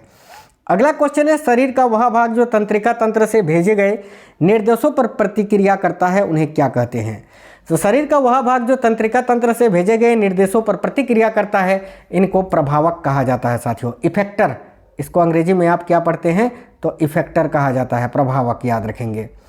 बच्चों की रीढ़ की हड्डी में कितने कशेरुकाएं होती हैं? तो बच्चे की जो रीढ़ की हड्डी होती है ना, उसमें साथियों याद रखना 33, ठीक है, 33 कोशिकाएं होती हैं। और यही वयस्कों में जो है ना, ये हड्डियां जुड़कर एक हड्डी बन जाती है और हो जाती है 26। वयस्कों में 26 और बच्चों में 33, याद रखना। न्यूरॉन के कोशिका शरीर पर सबसे लंबे फाइबर को क्या कहा जाता है? तो भाई सबसे लंबा फाइबर कौन सा होता है न्यूरॉन में? एक्सॉन ही होता है ना, बिल्कुल एक्सॉन होता है सबसे लंबा भाई, ऑप्शन नंबर सी करेक्ट होगा। ट्यूबेक्टोमी किसको रोकता है? देखिए ट्यूबेक्टोमी जो है ना, ये निषेचन को रोकता है साथियों, याद रखना, ठीक है। ट्यूबेक्टोमी किसको रोकता है? तो निषेचन को कहता है, निषेचन को रोकता है। महिलाओं में मासिक चक्र की अवधि जो है ना, वो कितने दिन का होता है? तो महिलाओं में मासिक चक्र की अवधि 28 दिन का होता है, याद रखेंगे। प्रोस्टेट ग्रंथि किसके नीचे मौजूद होता है? देखिए प्रोस्टेट ग्रंथि जो है ना, याद रखना, बहुत ही इंपॉर्टेंट क्वेश्चन है ये साथियों। मूत्राशय के ठीक नीचे, मूत्राशय के ठीक नीचे प्रोस्टेट ग्रंथि मौजूद होती है और ये नर में पाया जाता है, पुरुषों में पाया जाता है, याद रखेंगे। आगे देखिए फेलोपियन ट्यूब का किस भाग में निषेचन की क्रिया संपन्न होती है? बहुत ही इंपॉर्टेंट क्वेश्चन है, वेरी वेरी इंपॉर्टेंट, याद रखिएगा। फेलोपियन ट्यूब के किस भाग में निषेचन की क्रिया होती है? तो एम्पुला में, एम्पुला करेक्ट आएगा, ऑप्शन नंबर बी। कौन गर्भाशय ग्रीवा के माध्यम से योनि में खुलता है? तो गर्भाशय ग्रीवा के माध्यम से योनि में कौन खुलता है? गर्भाशय खुलता है साथियों, याद रखना, ठीक है। आगे देखिए स्वस्थ मनुष्य के 0.001 मिलीलीटर रक्त में औसतन कितनी प्लेटलेट्स होती हैं? वेरी वेरी इंपॉर्टेंट क्वेश्चन, याद रखिए। स्वस्थ मनुष्य के 0.001 मिलीलीटर रक्त में औसतन कितनी प्लेटलेट्स होती हैं? तो भाई करेक्ट आएगा 1.5 to 4.5 लैक्स, ठीक है। WBC एवं RBC को क्रमशः क्या कहा जाता है? देखिए WBC को ल्यूकोसाइट और RBC को एरिथ्रोसाइट कहा जाता है। देखिए कौन से ऑप्शन में है? ऑप्शन नंबर बी में है। WBC को ल्यूकोसाइट्स और RBC को एरिथ्रोसाइट्स, याद रखेंगे। मानव रक्त में सबसे कम कौन सी कोशिका पाई जाती है? तो भाई मानव रक्त में जो सबसे कम पाई जाने वाली कोशिका होती है ना साथियों, वो होती है WBC, याद रखना। मानव रक्त में सबसे कम जो है ना, ये बोसोफिल्स नामक श्वेत रक्त कोशिकाएं पाई जाती है। ये बोसोफिल्स आप याद रखना, बेसोफिल्स है ना, बेसोफिल्स, ठीक है, बेसोफिल्स। चलिए नेक्स्ट क्वेश्चन देखिएगा, निम्न में से RBC, WBC एवं प्लेटलेट्स का क्रमशः सही अनुपात कौन सा है? तो RBC का 600 होता है, WBC का 1 होता है साथियों, और प्लेटलेट्स का 40 होता है, याद रखना। Option number C correct answer हो जाएगा। RBC की वृद्धि होने वाले RBC की वृद्धि से होने वाला रोग कौन सा है? तो RBC के वृद्धि से होने वाला जो रोग है वो है polycythaemia, polycythaemia, option number B correct answer हो जाएगा। ल्यूकोपोनिया रोग होने का कारण क्या है? ये जो ल्यूकोपेनिया रोग है ये किसके कारण होता है बताइए? याद रखिएगा साथियों, WBC की कमी से, ठीक है। आगे देखिए नेक्स्ट है, श्वसन तंत्र में ऑक्सीजन का आवागमन किसके कारण होता है? देखिए श्वसन तंत्र में ऑक्सीजन का जो आवागमन है ये साथियों हीमोग्लोबिन के कारण होता है, ऑप्शन नंबर बी हीमोग्लोबिन। फेफड़ों में गैस धारण करने की क्षमता लगभग कितनी होती है? तो फेफड़ों में गैस धारण करने की जो क्षमता होती है ना, लगभग 5 लीटर होती है, ऑप्शन नंबर डी 5 लीटर। अगला क्वेश्चन है, श्वसन गति से संबंधित कौन सा कथन गलत है बताइए? ए में लिखा है आराम एवं सोते समय श्वसन गति कम होती है, बिल्कुल। क्रोध के समय श्वसन गति बढ़ जाती है, बिल्कुल। व्यायाम के समय श्वसन गति सामान्य रहती है, नहीं यार। जब आप जिम वगैरह करते हो, एक्सरसाइज करते हो, तो क्या आपकी श्वसन गति सामान्य रहती है? जाओ तो 200 मीटर बहुत ही स्पीड आप दौड़ के आ जाओ, क्या आप बहुत ही धीरे धीरे सांस लोगे कि आपका सांस बहुत तेजी से फूलेगा? जोर जोर से सांस लोगे ना तो सामान्य कैसे रहेगी? यही गलत है, यही आपका आंसर होगा। दौड़ते समय श्वसन गति बढ़ जाती है, बिल्कुल बढ़ जाती है, ऑप्शन नंबर सी गलत है, यही आंसर होगा। चलिए गलत ही चुनना था। ज्वारीय आयतन क्या है साथियों बताइएगा? ज्वारीय आयतन क्या होता है? देखिए ज्वारीय आयतन जो है ना, ये अंत श्वसन के दौरान वायु का आयतन होता है, निश्वासन के दौरान वायु का आयतन, बिल्कुल। ज्वारीय आयतन क्या होता है? तो अंत श्वसन के दौरान वायु का आयतन और निश्वासन के दौरान वायु का आयतन, यानी ए वो भी दोनों ही, option number D correct answer है। श्वसन तंत्र में कार्बन डाइऑक्साइड का आदान प्रदान किसके द्वारा होता है? वेरी वेरी इंपॉर्टेंट क्वेश्चन, बताइए। श्वसन तंत्र में कार्बन डाइऑक्साइड का आदान प्रदान किसके द्वारा होता है? तो याद रखिए उपयुक्त तीनों के द्वारा, बाइकार्बोनेट्स के द्वारा, हीमोग्लोबिन के द्वारा, प्लाज्मा के द्वारा, यानी उपयुक्त तीनों के द्वारा। श्वसन ऊर्जा कौन सी ऊर्जा का उदाहरण है? तो भाई श्वसन ऊर्जा जो है ना, ये रासायनिक ऊर्जा का उदाहरण है साथियों, याद रखना। आगे देखिए विटामिन B7 का रासायनिक नाम क्या है, अभी बताए थे ना आपको, बायोटीन होता है। Option number A biotin. हरी सब्जियों में ज़्यादातर कौन सा विटामिन पाया जाता है, देखिए हरी सब्जियों में ज़्यादातर विटामिन ए पाया जाता है। चर्म रोग में कौन सा विटामिन सहायक होता है, याद रखिए विटामिन सी सहायक होता है। मानव शरीर के यकृत में कौन सा विटामिन पाया जाता है, देखिए मानव शरीर के यकृत में कौन सा विटामिन पाया जाता है, तो भाई मानव शरीर के यकृत में विटामिन ए पाया जाता है, याद रखना। और मछली के यकृत में विटामिन डी और विटामिन ए दोनों ही पाया जाता है। चलिए आगे देखिए, किस विटामिन को प्रजनन विटामिन भी कहते हैं, भाई इनमें से कौन सा विटामिन है साथियों जिसको प्रजनन विटामिन भी कहते हैं, तो विटामिन ई को। Option number B vitamin E. Vitamin A के आविष्कारक कौन है, तो विटामिन ए का आविष्कार किया था मैकुलन ने। विटामिन बी का भी आविष्कार किया था मैकुलन ने, याद रखना। हॉलकट जिन्होंने विटामिन सी का आविष्कार किया था, हॉपकिंस जिन्होंने विटामिन डी का आविष्कार किया था, मैकुलन जिन्होंने विटामिन ए और विटामिन बी का आविष्कार किया था। है, हो गया ना सारा क्लियर। आगे देखिए, कैल्शियम एवं फास्फोरस मनुष्य को प्राप्त होता है किससे, तो कैल्शियम एवं फास्फोरस जो है ना ये मनुष्यों को दूध से प्राप्त होता है। ऑप्शन नंबर बी दूध से। मानव मस्तिष्क में स्मरण क्षमता कहाँ पाई जाती है, स्मरण क्षमता यानी बुद्धि एवं चतुराई का केंद्र किसको बोलते हैं, सेरिब्रम को बोलते हैं। ऑप्शन नंबर ए। मानव की पसलियाँ किससे जुड़ी होती है, देखिए मानव की जो पसलियाँ होती है ना वो स्टर्नम से जुड़ी होती है, स्टर्नम से। ऑप्शन नंबर ए करेक्ट होगा, स्टर्नम। मस्तिष्क को मुख्य रूप से कितने भागों में बांटा गया है, तो भाई मस्तिष्क को 3 भागों में बांटा गया है। अभी मैंने आपको बताया था ना, अग्र मस्तिष्क, मध्य मस्तिष्क और पश्चिम मस्तिष्क। ईईजी का संबंध शरीर के किस अंग से है, तो ईईजी ये मस्तिष्क से आपका ना ब्रेन यानी मस्तिष्क से संबंधित है, और एक होता है ईसीजी इलेक्ट्रोकार्डियोग्राफ, ये आपका साथियों हृदय से संबंधित है। मनुष्य में रुधिर की मात्रा उसके भार का कितना होता है, तो मनुष्य में जो रक्त की मात्रा होती है उसके शरीर के भार का लगभग 7 से 8% होता है। करेक्ट आएगा ऑप्शन नंबर डी। आगे देखिए क्वेश्चन नंबर 201, मानव त्वचा क्या है, तो मानव का जो त्वचा है वो एक अंग ही है ना, मानव शरीर का सबसे बड़ा अंग है त्वचा, याद रखना स्किन।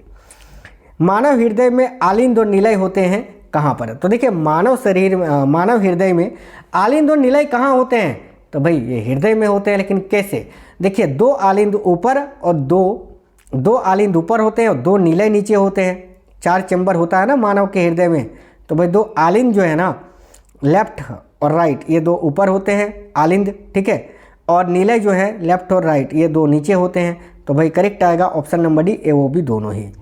एक स्वस्थ मनुष्य का रक्तचाप कितना होता है, 120/80 होता है। आगे देखिए नेक्स्ट है, मानव मूत्र की प्रकृति कैसी होती है, मानव मूत्र का पीएच मान लगभग 6 होता है, ठीक है, तो ये अम्लीय होगा। ऑप्शन नंबर ए करेक्ट है। शरीर के किस भाग में पित्त का निर्माण होता है, तो भाई पित्त का निर्माण कहाँ होता है साथियों, पित्त का निर्माण होता है यकृत में, लेकिन पित्त जमा होता है पीताशय में, गॉल ब्लैडर जिसको बोलते हैं।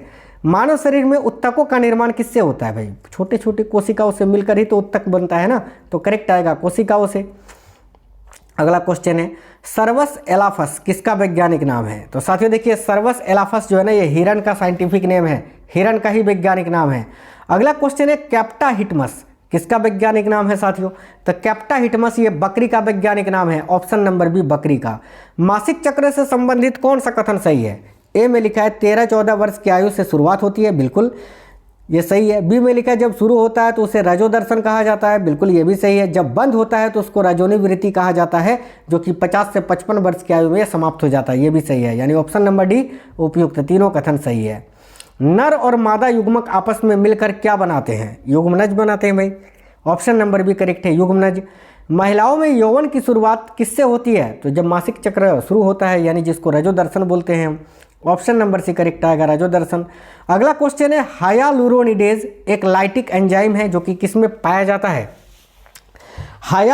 देखिए हायालुरोनिडेज जो है ना एक लाइटिक एंजाइम है जो कि वीर्य में पाया जाता है साथियों, याद रखना। नर हार्मोन की उत्पत्ति कहाँ से होती है, तो नर हार्मोन की उत्पत्ति वृषण से होती है। ऑप्शन नंबर ए वृषण, देखिए वृषण में होता है, याद आपको रखना है, ठीक है। वृषण विशेष रूप से लैंडिंग कोशिकाओं द्वारा। अधिवृक्क ग्रंथियां भी कुछ मात्रा में हार्मोन का उत्पादन करती है, जिन्हें शरीर टेस्टोस्टेरोन में बदल देता है, और ये टेस्टोस्टेरोन जो है ना यह नर लैंगिक हार्मोन है, याद रखना। मासिक धर्म यानी पीरियड के कारण योनि में रक्त किस कारण बहता है, तो भाई याद रखना गर्भाशय की परत टूट जाती है जिस कारण, तो ऑप्शन नंबर ए गर्भाशय की परत टूटने से। निम्न में से कौन नेफ्रॉन का हिस्सा नहीं है, देखिए वृक्क नलिका, वृक्क कनिका, बोमेन कैप्सूल है, हिलम नहीं है, ऑप्शन नंबर सी करेक्ट होगा। निम्न में से कौन न्यूरॉन का हिस्सा नहीं है, तो भाई न्यूरॉन में तंत्रिका अक्ष होता है क्या? एक्सॉन होता है ना। कोशिकाएं सेल बॉडी भी होता है, शाखिका भी होती है, शंकु नहीं होती है। ऑप्शन नंबर डी करेक्ट होगा, शंकु। ये न्यूरॉन का हिस्सा नहीं है। तंत्रिका तंत्र में निम्न शामिल है, क्या है? मस्तिष्क, रीढ़ की हड्डी, स्प्लेन, उपयुक्त सभी, ये सभी शामिल है। परानुकंपी तंत्रिका तंत्र निम्न में से क्या कार्य करता है? क्या कार्य नहीं करता है? ध्यान से पढ़ लेना ऐसे क्वेश्चन, ठीक है। तो परानुकंपी तंत्रिका जो है ना, निम्न में से क्या कार्य नहीं करता है? सबसे पहले देख लेते हैं क्या करता है। तो देखिए, जो परानुकंपी तंत्रिका होती है ना, ये हृदय दर को मंद करता है यानी कम करता है, लाल स्राव को उत्तेजित करता है, क्रमाकुंचन को उत्तेजित करता है। तीनों सही हैं, ये तीनों तो करता है, लेकिन हृदय दर को तेज नहीं करता है। ऑप्शन नंबर बी यही आपका आंसर होगा। तंत्रिका तंत्र में ग्लियल कोशिकाओं का क्या कार्य होता है? तो देखिए, तंत्रिका तंत्र में जो ग्लियल कोशिकाएं होती है ना, इनका कार्य क्या होता है, ये पूछा जा रहा है साथियों। याद रखिएगा, बहुत ही इंपॉर्टेंट क्वेश्चन है। न्यूरॉन को सहारा और पोषण देना। तंत्रिका तंत्र में जो ग्लियल कोशिकाएं होती हैं, वह न्यूरॉन को सहारा और पोषण देता है।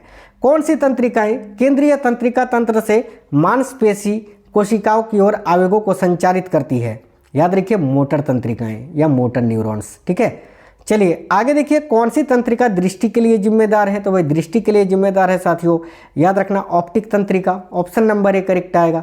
खून की कमी यानी आरबीसी की कमी से होने वाला रोग कौन सा है? तो रक्तलापता, एनीमिया, ल्यूकेमिया। ल्यूकेमिया तो नहीं है, ये तो WBC से संबंधित है। ए और बी दोनों ही, रक्तलापता और एनीमिया, ठीक है।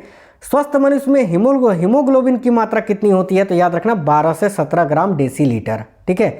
मानव शरीर का ऐसा अंग जहां रक्त नहीं होता है, तो लंग्स, मस्तिष्क, यकृत में होता है। कॉर्निया जो कि मानव शरीर के आइस यानी आंख का भाग है, जहां पर रक्त नहीं होता है।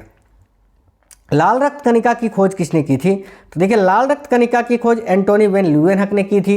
इनके साथ और भी शामिल थे, कौन थे? तो इनके साथ थे जॉन देखिए स्वेमरडेम, इसके अलावा मालपिघी, इन दोनों का भी नाम याद रखना। आगे देखिए, अगला है RH फैक्टर की खोज किसने की थी? तो RH फैक्टर की खोज की थी कार्ल लैंडस्टीनर ने साथियों। देखिए, RH फैक्टर की खोज कार्ल लैंडस्टीनर और फिलिप लेविन ने की थी 1940 में। याद रखना, यह खोज किसमें की गई थी? तो उन्होंने रिसस बंदरों में की थी, रिसस नामक बंदरों में, ठीक है। और यही रिसस बंदरों के नाम से ही RH नाम रखा गया है, याद रखना। मानव का रक्त बैंक किसे कहा जाता है? तो भाई प्लीहा को। ऑप्शन नंबर बी प्लीहा करेक्ट होगा। मानव हृदय का औसतन भार कितना होता है? तो 300 से 350 ग्राम होता है। सभी प्रकार के सजीवों में क्या होता है? तो सभी प्रकार के जो सजीव होते हैं ना, सजीव, उसमें किस प्रकार का क्या होता है? तो कोशिकीय श्वसन भी होता है, ऑक्सी श्वसन, ग्लाइकोलाइसिस, उपयुक्त तीनों प्रक्रियाएं होती हैं। वह श्वसनीय पदार्थ जो अधिक संख्या में ATP अणुओं का निर्माण करता है, उसको क्या कहते हैं भाई? तो याद रखना, ग्लूकोज। क्रेब्स चक्र किसमें संपादित होता है? तो देखिए, क्रेब्स चक्र जो है ना, ये किसमें संपादित होता है? तो माइटोकॉन्ड्रिया के मैट्रिक्स में। ऑप्शन नंबर ए करेक्ट होगा। देखिए, यूकेरियोटिक कोशिका के माइटोकॉन्ड्रिया के मैट्रिक्स में और प्रोकैरियोटिक कोशिकाओं के कोशिका द्रव्य में यह संपादित होता है, याद रखना। ऑक्सी श्वसन में कितने ATP अणुओं का निर्माण होता है? तो वही याद रखना, 30 से 38 एक एवरेज याद रखना। तो यहाँ हम आंसर करेंगे 38 को। आगे देखिए, पायरुविक अम्ल किसका अंतिम उत्पाद है? देखिए, पायरुविक अम्ल जो है ना, ये ग्लाइकोलाइसिस का अंतिम उत्पाद होता है। ऑप्शन नंबर बी करेक्ट होगा, ग्लाइकोलाइसिस का। अवायवीय श्वसन में कितने ATP अणुओं का निर्माण होता है? तो अवायवीय श्वसन में कितने ATP अणुओं का निर्माण होता है? तो 2 ATP अणुओं का। अगला, ग्लूकोज किस चक्र का प्रथम अवयव है?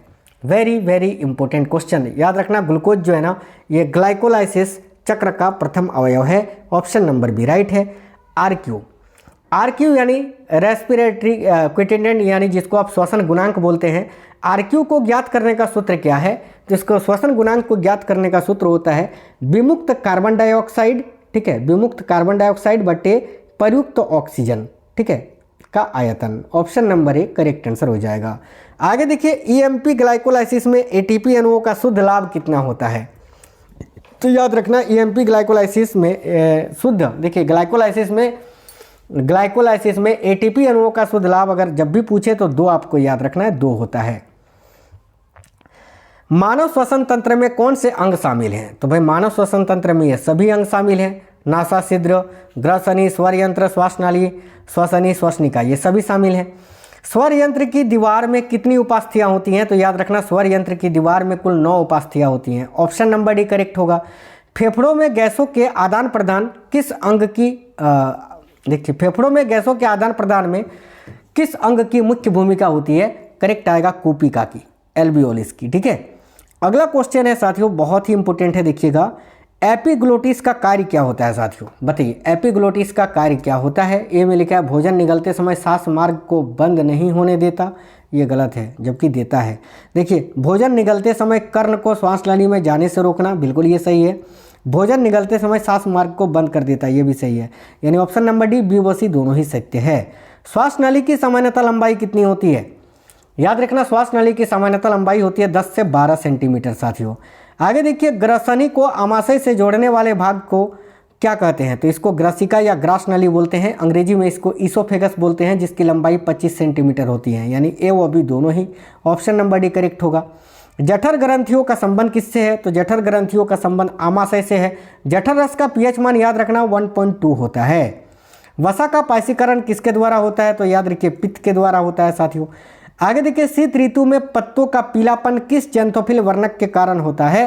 तो याद रखिए, शीत ऋतु में पत्तों का पीलापन जो है ना, किस जेंथोफिल वर्णक के कारण होता है? करेक्ट आंसर हो जाएगा साथियों ल्यूटिन के कारण, यानी मैग्नीज के कारण, ऑप्शन नंबर बी करेक्ट होगा। कौन सी परास प्रकाश संश्लेषण के लिए सर्वाधिक प्रभावी होती है? तो प्रकाश संश्लेषण के लिए सर्वाधिक प्रभावी जो परास होती है वो 600 से 700 नैनोमीटर होती है। याद रखना, 600 से 760 है ना, 600 से 760 नैनोमीटर।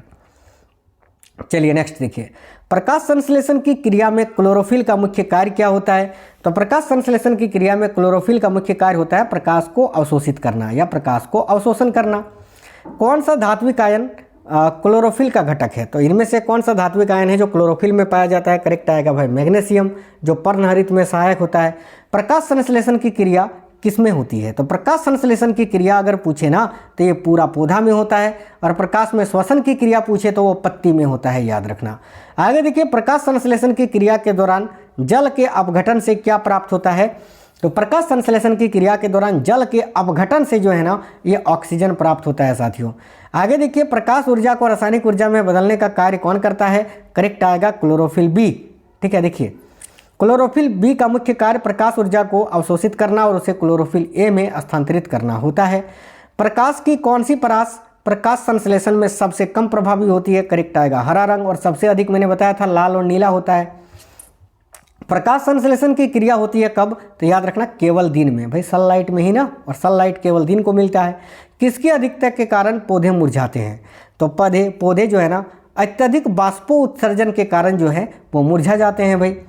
जेंथोफिल का रंग कैसा होता है साथियों? याद रखना पीला होता है ना जेंथोफिल का रंग। अगला, पौधों में क्लोरोफिल का निर्माण होता है किससे? तो याद रखिए, पौधों में क्लोरोफिल का जो निर्माण है ना, वो साथियों कैल्शियम व मैग्नीशियम से होता है, ऑप्शन नंबर बी करेक्ट आएगा। कार्बन डाइऑक्साइड की सांद्रता बढ़ाने पर प्रकाश संश्लेषण की दर पर क्या प्रभाव पड़ता है? याद रखिए, कार्बन डाइऑक्साइड की सांद्रता बढ़ाने पर प्रकाश संश्लेषण की जो दर होती है ना, वो बढ़ती है। कार्बन डाइऑक्साइड की सांद्रता बढ़ाने पर प्रकाश संश्लेषण की दर बढ़ती है साथियों। केल्विन चक्र के बारे में सत्य कथन कौन सा है? ए में लिखा है यह प्रकाश संश्लेषण की अंधकार अभिक्रिया है, बिल्कुल। इसे C3 चक्र के नाम से भी जानते हैं, बिल्कुल। कार्बन डाइऑक्साइड का स्थिरीकरण एवं कार्बनिक यौगिकों का संश्लेषण भी होता है केल्विन चक्र में। उपयुक्त तीनों कथन सही है। आगे देखिए, कोशिका द्रव्य व केंद्रिका द्रव्य मिलकर क्या कहलाते हैं? तो वे प्रोटोप्लाज्म कहलाते हैं, मैंने बताया आपको। कोशिकांग राइबोसोम का कार्य क्या होता है? तो राइबोसोम जो कोशिकांग है, इसका कार्य होता है प्रोटीन संश्लेषण में सहायता करना और नए प्रोटीन का निर्माण करना, यानी ऑप्शन नंबर डी, ए और बी दोनों ही सही होगा। केंद्रक के बारे में सत्य कथन कौन सा है? केंद्रक को कोशिका का नियंत्रण कक्ष कहा जाता है, राइबोसोम का निर्माता कहा जाता है, आनुवांशिक सूचनाओं का हस्तांतरण भी केंद्रक करता है, यानी उपयुक्त तीनों कथन सत्य हैं।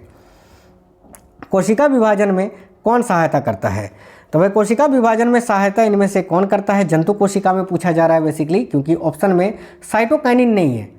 अगर साइटोकाइनिन ऑप्शन में होता तो आप समझ जाते कि ये पादप कोशिका के बारे में पूछा है। तो याद रखना, जंतु कोशिका में कोशिका विभाजन जो है ना, ये किसके कारण होता है? तो तारक काय के कारण होता है। और यहीं पर अगर आपसे पादप कोशिका में पूछे तो याद रखना साइटोकाइनिन, जो कोशिका विभाजन में सहायता करता है। ठीक है, आगे देखिए, कोशिकांग गोल्जी काय का कार्य क्या होता है?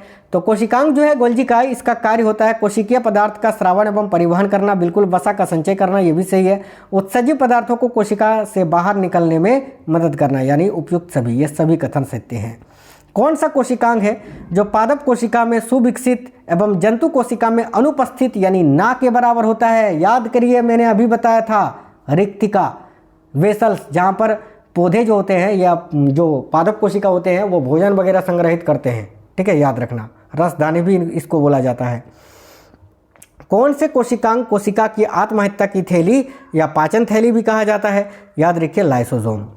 नेक्स्ट है, गोल्जिकाई की खोज किसने और कब की थी? तो गोल्जिकाई की खोज 1898 में हुई थी और कैमिलो गोल्जी ने की थी। तो ऑप्शन नंबर ए करेक्ट होगा। कोशिकाएं मिलकर प्राथमिक रूप से किनका निर्माण करती हैं? तो कोशिकाएं मिलकर प्राथमिक रूप से उत्तकों का निर्माण करती हैं। ऑप्शन नंबर सी उत्तक। और फिर उत्तक मिलकर अंगों का निर्माण करते हैं। इनेमल से संबंधित गलत कथन कौन सा है? तो देखिए, इनेमल से संबंधित गलत कथन आपको चुनना है, जो कि कौन सा है साथियों? ए में लिखा है यह मानव शरीर का सबसे कठोर भाग है, बिल्कुल सही है। यह कैल्शियम फॉस्फेट का बना है, यह भी सही है। यह एक प्रकार का प्रोटीन है, नहीं प्रोटीन नहीं है, एक प्रकार का उत्तक है, प्रोटीन नहीं है, यही गलत है। ऑप्शन नंबर सी करेक्ट होगा। क्वेश्चन नंबर 270 है, किसी बाहरी ध्वनि का असर मस्तिष्क में कितनी देर तक रहता है? तो भाई याद रखना, जो भी ध्वनि आप सुनते हैं ना, उसका असर मस्तिष्क में 0.1 सेकंड तक रहता है। ऑप्शन नंबर डी करेक्ट आएगा। डाइसेफिलॉन एक प्रमुख भाग का उपभाग है। डाइसेफिलॉन जो है ना, किस प्रमुख भाग का उपभाग है? याद रखना, करेक्ट आंसर हो जाएगा अग्र मस्तिष्क का। ठीक है, देखिए ये जो साथियों आपका डाइसेफिलॉन है ना, यह मस्तिष्क का वह हिस्सा है जो प्रमस्तिष्क गोलार्धों के नीचे स्थित होता है। आगे देखिए, डाइसेफिलॉन एक अंतर्गत कौन से भाग आते हैं? तो देखिए, डाइसेफिलॉन के अंतर्गत कौन से भाग आते हैं ये आपको बताना है। तो ए वो भी दोनों, यानी थैलेमस और हाइपोथैलेमस दोनों ही आते हैं। मेडुला इसमें नहीं आता है, याद रखना। आगे देखिए, मस्तिष्क मुख्य रूप से किसका बना होता है? तो भाई मस्तिष्क जो है ना, ब्रेन या तंत्रिका कोशिकाओं से बना होता है। ऑप्शन नंबर भी करेक्ट आएगा। मस्तिष्क का कौन सा भाग सोचने व चिंतन के लिए जिम्मेदार है? तो देखिए करेक्ट आएगा फोर ब्रेन, अग्र मस्तिष्क, याद रखना। प्यास, नींद, भूख का नियंत्रण कौन करता है? तो प्यास, नींद और भूख का नियंत्रण हाइपोथैलेमस करता है साथियों, याद रखना। अगला, क्लेबस व बजर्निक ने किसको खोजा था? तो क्लेबस व बजर्निक ने किसको खोजा था? बहुत ही इंपॉर्टेंट क्वेश्चन है, याद रखना। डिप्थीरिया के रोगाणुओं को। तो डायरेक्ट आपसे पूछा जा सकता है डिप्थीरिया के रोगाणुओं की खोज किसने की थी? तो क्लेबस व बजर्निक ने, याद रखेंगे। ऑप्शन नंबर ए करेक्ट है। पेचिस या प्लेग चिकित्सा की खोज किसने की थी? तो पेचिस या प्लेग चिकित्सा की खोज जो है ना, वो भाई किसने की थी? देखिए करेक्ट आंसर क्या हो जाएगा? करेक्ट आंसर है साथियों ऑप्शन नंबर डी, याद रखना, किंटा जातो ने। पेचिस व प्लेग चिकित्सा की खोज किसने की थी पूछा है ना, तो किंटा जातो करेक्ट आंसर हो जाएगा। लैंडस्टीनर ने किसकी खोज की थी? लैंडस्टीनर ने ब्लड ग्रुप की खोज की थी और एंटीजन की खोज की थी। ऑप्शन नंबर बी एंटीजन यहाँ करेक्ट होगा। कौन सा विटामिन यकृत में प्रोथ्रोम्बिन के निर्माण के लिए जाना जाता है? भाई करेक्ट आएगा विटामिन के साथियों। किस विटामिन की कमी से शुष्क छिपांक रोग हो जाता है, जिसको जीरोप्थेल्मिया बोलते हैं, जो कि आंखों को प्रभावित करता है? ये विटामिन ए की कमी से होता है, याद रखना।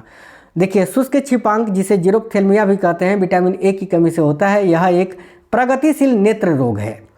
किस विटामिन का नाम फोलिक अम्ल है? तो फोलिक अम्ल जो है ना, ये विटामिन B9 का रासायनिक नाम है। अंकुरित गेहूं के तेल में कौन सा विटामिन पाया जाता है? याद रखना विटामिन ई पाया जाता है, जो कि जनन शक्ति को बढ़ावा देता है। सांस को छोड़ते समय गैसों की प्रतिशतता क्या रहती है? याद रखना, जो सांस हम छोड़ते हैं ना, उसमें कार्बन डाइऑक्साइड 4%, नाइट्रोजन 78% और ऑक्सीजन 16%, उपयुक्त तीनों सत्य हैं।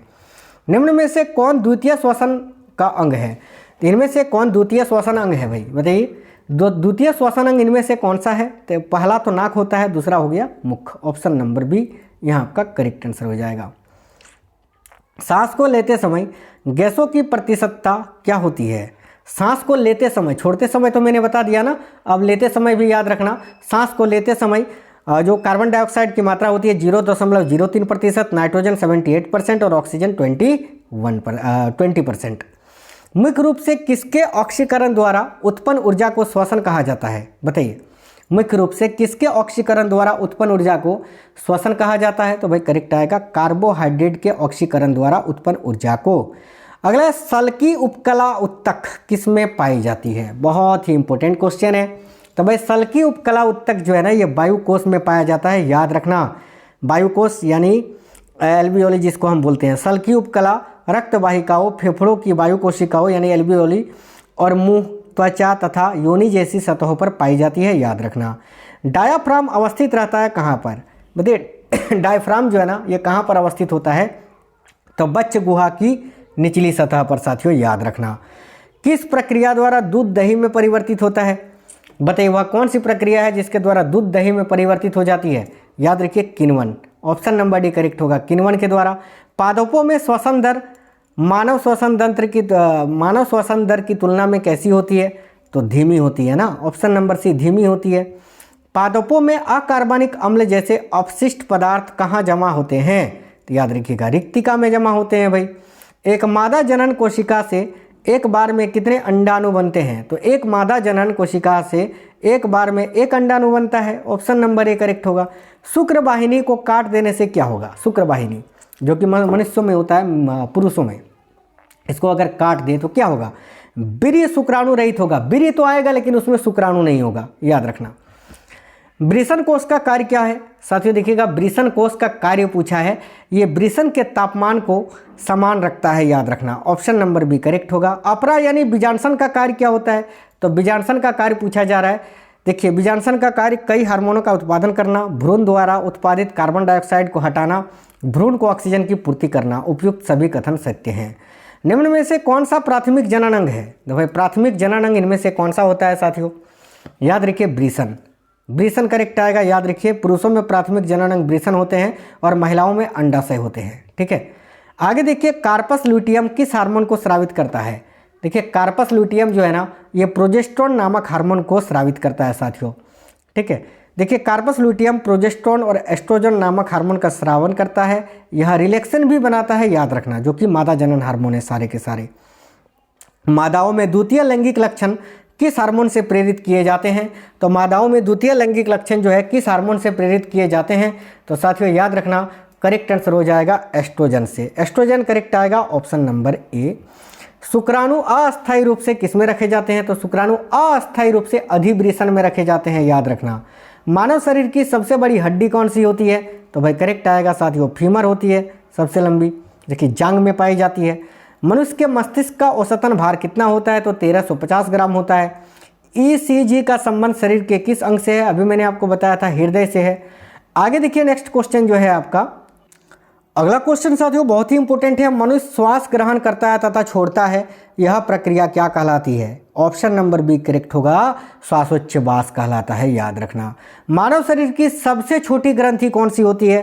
तो करेक्ट आएगा पिट्यूटरी ग्रंथि, याद रखना साथियों, ठीक है। पिट्यूटरी ग्रंथि जहाँ से ग्रोथ हार्मोन यानी वृद्धि हार्मोन स्रावित होता है, ठीक है। पिट्यूटरी ग्रंथि यानी पीयूष ग्रंथि को मास्टर ग्लैंड के नाम से भी जानते हैं, याद रखना। मानव में कितने जोड़े गुणसूत्र पाए जाते हैं? तो 23 जोड़े यानी टोटल 46 पाए जाते हैं।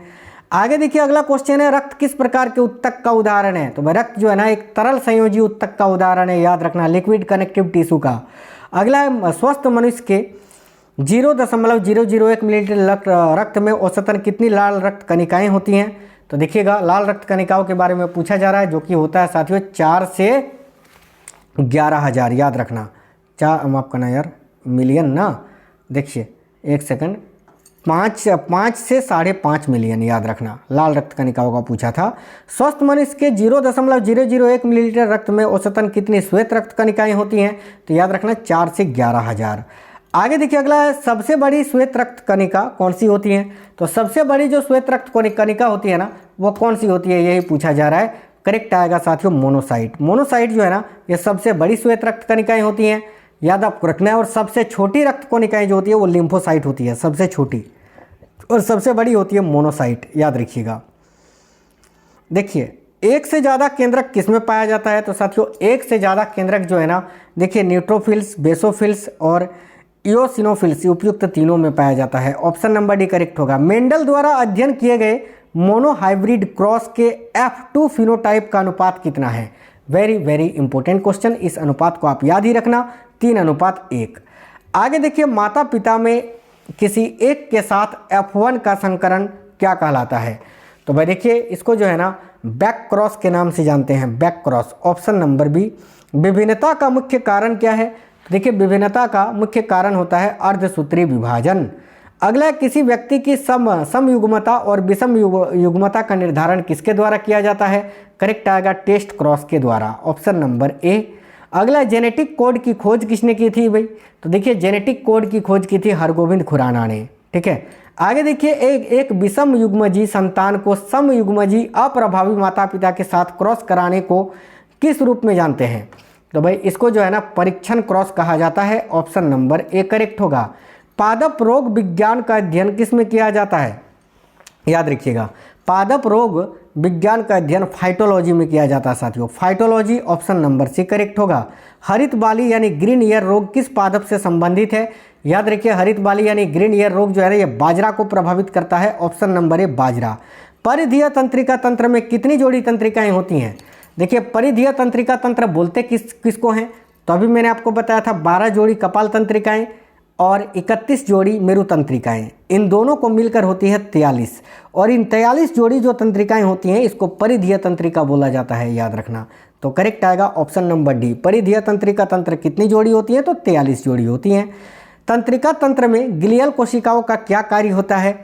न्यूरॉन्स को सहारा और पोषण देना, भाई अभी बताए थे आपको। कौन सी तंत्रिकाएं केंद्रीय तंत्रिका तंत्र से मांसपेशी कोशिकाओं की ओर आवेगों को संचारित करती है? करेक्ट आएगा मोटर तंत्रिकाएं। निम्नलिखित में से कौन जीवन प्रक्रिया को नियंत्रित और विनियमित करता है? वेरी वेरी इंपॉर्टेंट क्वेश्चन है, याद रखना, तंत्रिका और तंत्रिका तंत्र और अंतस्रावी तंत्र। ठीक है, आगे देखिए, अंडे पर पाए जाने वाली द्वितीयक झिल्ली कौन सी होती है? तो अंडे पर पाई जाने वाली जो द्वितीयक झिल्ली होती है ना उसको कोरोना रेडिएटा कहते हैं साथियों, कोरोना रेडिएटा। और प्राथमिक झिल्ली जो होती है ना उसको बिटेलिन झिल्ली कहा जाता है, याद रखना, जो कि सबसे भीतरी झिल्ली होती है। अंडे पर पाई जाने वाली द्वितीयक झिल्ली कोरोना रेडिएटा, और सबसे देखिए जो साथियों सबसे भीतरी झिल्ली होती है ना प्राथमिक झिल्ली, उसको वेलेटिन कहा जाता है, याद रखना ये नाम, वेलेटिन। ठीक है, चलिए आगे देखिएगा, प्रोस्टेट ग्रंथि से होने वाला स्राव किस में प्रवेश करता है? तो भाई करेक्ट आंसर हो जाएगा साथियों, याद रखिए, प्रोस्टेट ग्रंथि से होने वाला स्राव जो है ना ये मूत्र मार्ग में प्रवेश करता है, ऑप्शन नंबर ए।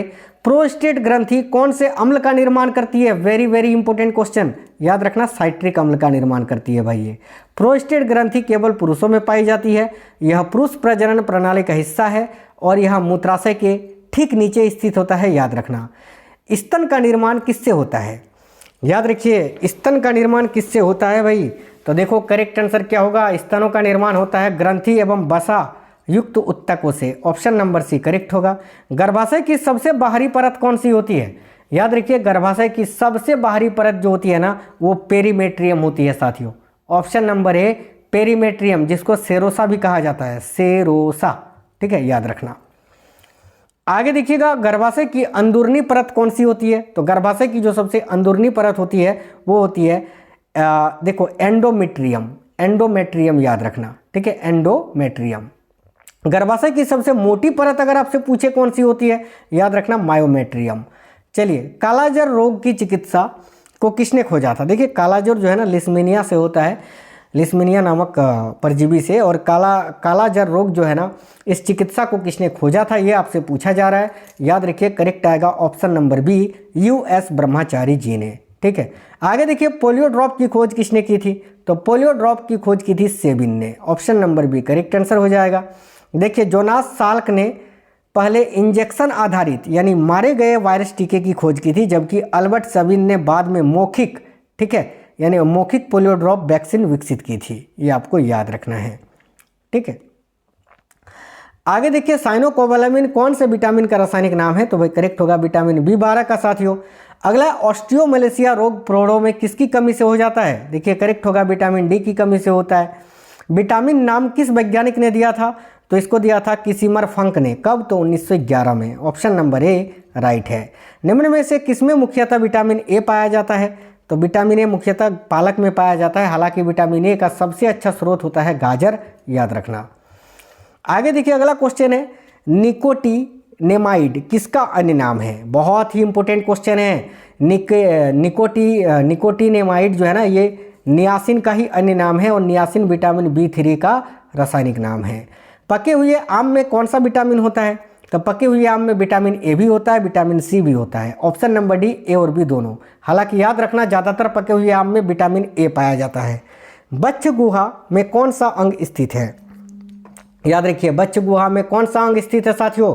फेफड़े भाई, लंग्स, फेफड़े और हृदय जो होते हैं दोनों बच्च गुहा में स्थित होते हैं, याद रखना। आगे देखिए, मेंढक में किस प्रकार का श्वसन तंत्र पाया जाता है? तो मेंढक में जो श्वसन तंत्र पाया जाता है वो फुस्फुसीय श्वसन और त्वचीय श्वसन दोनों प्रकार का। Option number C. फेफड़ों में वायु जाने का मुख्य मार्ग कौन सा है? तो फेफड़ों में वायु जाने का जो मुख्य मार्ग होता है ना वो होती है श्वास नली। Option number C correct answer होगा।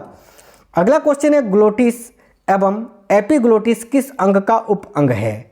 भाई देखिए ध्यान से, ग्लोटिस एवं एपिग्लोटिस जो है ना ये लेरिक्स यानी स्वर यंत्र का ही जो है ना उप अंग है, याद रखना। आगे देखिए, दाएं एवं बाएं फेफड़े का औसतन भार क्रमशः कितना होता है? याद रखना, ठीक है। जो बायां फेफड़ा होता है ना साथियों उसका भार थोड़ा कम होता है। देखिए दाएं फेफड़े का भार 23 औंस होता है और बाएं फेफड़े का याद रखना 19 ounce. Option number A correct है। कौन बच्चे गुहा और उदर गुहा को अलग करता है? वेरी वेरी इंपॉर्टेंट क्वेश्चन है, याद रखना डायफ्राम। आगे दे रहे, रक्त में कार्बन डाइऑक्साइड की सांद्रता बढ़ने से श्वसन क्रिया पर क्या प्रभाव पड़ता है? तो याद रखना, रक्त में जब कार्बन डाइऑक्साइड की सांद्रता बढ़ती है ना तो भाई श्वसन की क्रिया जो है ना तीव्र हो जाती है, तीव्र और गहरी हो जाती है, याद रखना, यानी तेज हो जाती है। कोशिकीय श्वसन में अंतिम रूप से क्या बनता है? देखिए कोशिकीय श्वसन में अंतिम रूप से एटीपी का निर्माण होता है। ऑप्शन नंबर ए एटीपी। इलेक्ट्रॉन परिवहन तंत्र के दौरान अंतिम इलेक्ट्रॉन ग्राही कौन होता है? तो इलेक्ट्रॉन परिवहन तंत्र के दौरान अंतिम इलेक्ट्रॉन ग्राही जो होता है वो होता है oxygen. Option number B correct है। अगला क्वेश्चन है, कार्बोहाइड्रेट के आरक्यू यानी श्वसन गुणांक का मान कितना होता है? याद रखना, कार्बोहाइड्रेट के श्वसन गुणांक का मान साथियों 1 होता है, 1, ठीक है। आगे देखिए, मांसल पौधा का श्वसन गुणांक कितना होता है? तो मांसल पौधे का जो श्वसन गुणांक होता है वो 0 होता है। ऑप्शन नंबर ए 0। एथिल अल्कोहल किण्वन किसमें होता है? तो एथिल अल्कोहल किण्वन जो है ना ये राइजोपस में होता है साथियों। राइजोपस करेक्ट आंसर हो जाएगा। अनिच्छिक क्रियाओं जैसे कि खांसना, छींकना का नियंत्रण कौन करता है? करेक्ट आएगा मेडुला ऑब्लांगेटा, याद रखिएगा। मस्तिष्क का कौन सा भाग जो पीयूष ग्रंथि के स्राव को नियंत्रित करता है? तो पीयूष ग्रंथि के स्राव को नियंत्रित करता है हाइपोथैलेमस साथियों, याद रखना। मानव शरीर में श्वसन का नियंत्रण निम्न में से कौन करता है? तो मानव शरीर में श्वसन का नियंत्रण कौन करता है? देखिए बहुत ही इंपॉर्टेंट क्वेश्चन है, याद रखना मेडुला ऑब्लांगेटा, ठीक है। ये अनिच्छिक क्रिया है ना श्वसन, तो मेडुला ऑब्लांगेटा करेगा। श्वसन, हृदय एवं वमन केंद्र मस्तिष्क के किस भाग में स्थित है? तो श्वसन, हृदय एवं वमन केंद्र मस्तिष्क के किस भाग में स्थित होता है? देखिए यहाँ आपका करेक्ट आएगा मेडुला में। अगला क्वेश्चन देखिए, स्तनधारी एवं उभयचर के मस्तिष्क में भिन्नता किसके कारण होती है? तो स्तनधारी एवं उभयचर के मस्तिष्क में जो भिन्नता होती है वह किसके कारण होती है? तो याद रखिएगा कार्पस कैलोजम के कारण, कार्पस कैलोजम के कारण। अंतिम क्वेश्चन है, वह जंतु कौन सा है जिसमें न्यूरॉन पाया जाता है परंतु मस्तिष्क अनुपस्थित होता है? अभी मैंने बताया था ना, चलिए इसका आंसर कमेंट बॉक्स में बता दीजिए साथियों, आप लोग सभी साथी, ठीक है। और प्लीज़ वीडियो को लाइक करिए, सभी दोस्तों के साथ शेयर करिए, कमेंट बॉक्स में जरूर बताना आपको ये क्लास कैसा लगा है। करंट अफेयर्स का एक 300 क्वेश्चन का मैराथन मैंने ऑलरेडी करा दिया है और भी बहुत ही इंपॉर्टेंट अभी 600 या 700 क्वेश्चन का मैं एक करंट अफेयर्स का मैराथन लेकर आऊँगा। तो चैनल को सब्सक्राइब करके बेल आइकन को ऑन करके रखना, तभी क्लासेस का नोटिफिकेशन आएगा, ठीक है, जिससे आपका करंट अफेयर्स बिल्कुल सफाचट हो जाएगा साथियों, ठीक है। तो वीडियो को लाइक करिए, अपने सभी दोस्तों के साथ जरूर शेयर करिए, कमेंट बॉक्स में बताना ये क्लास कैसा लगा है, अपने सभी दोस्तों के साथ ज़्यादा से ज़्यादा जरूर शेयर करना। मिलेंगे नेक्स्ट वीडियो में। जय हिंद साथियों, वंदे मातरम।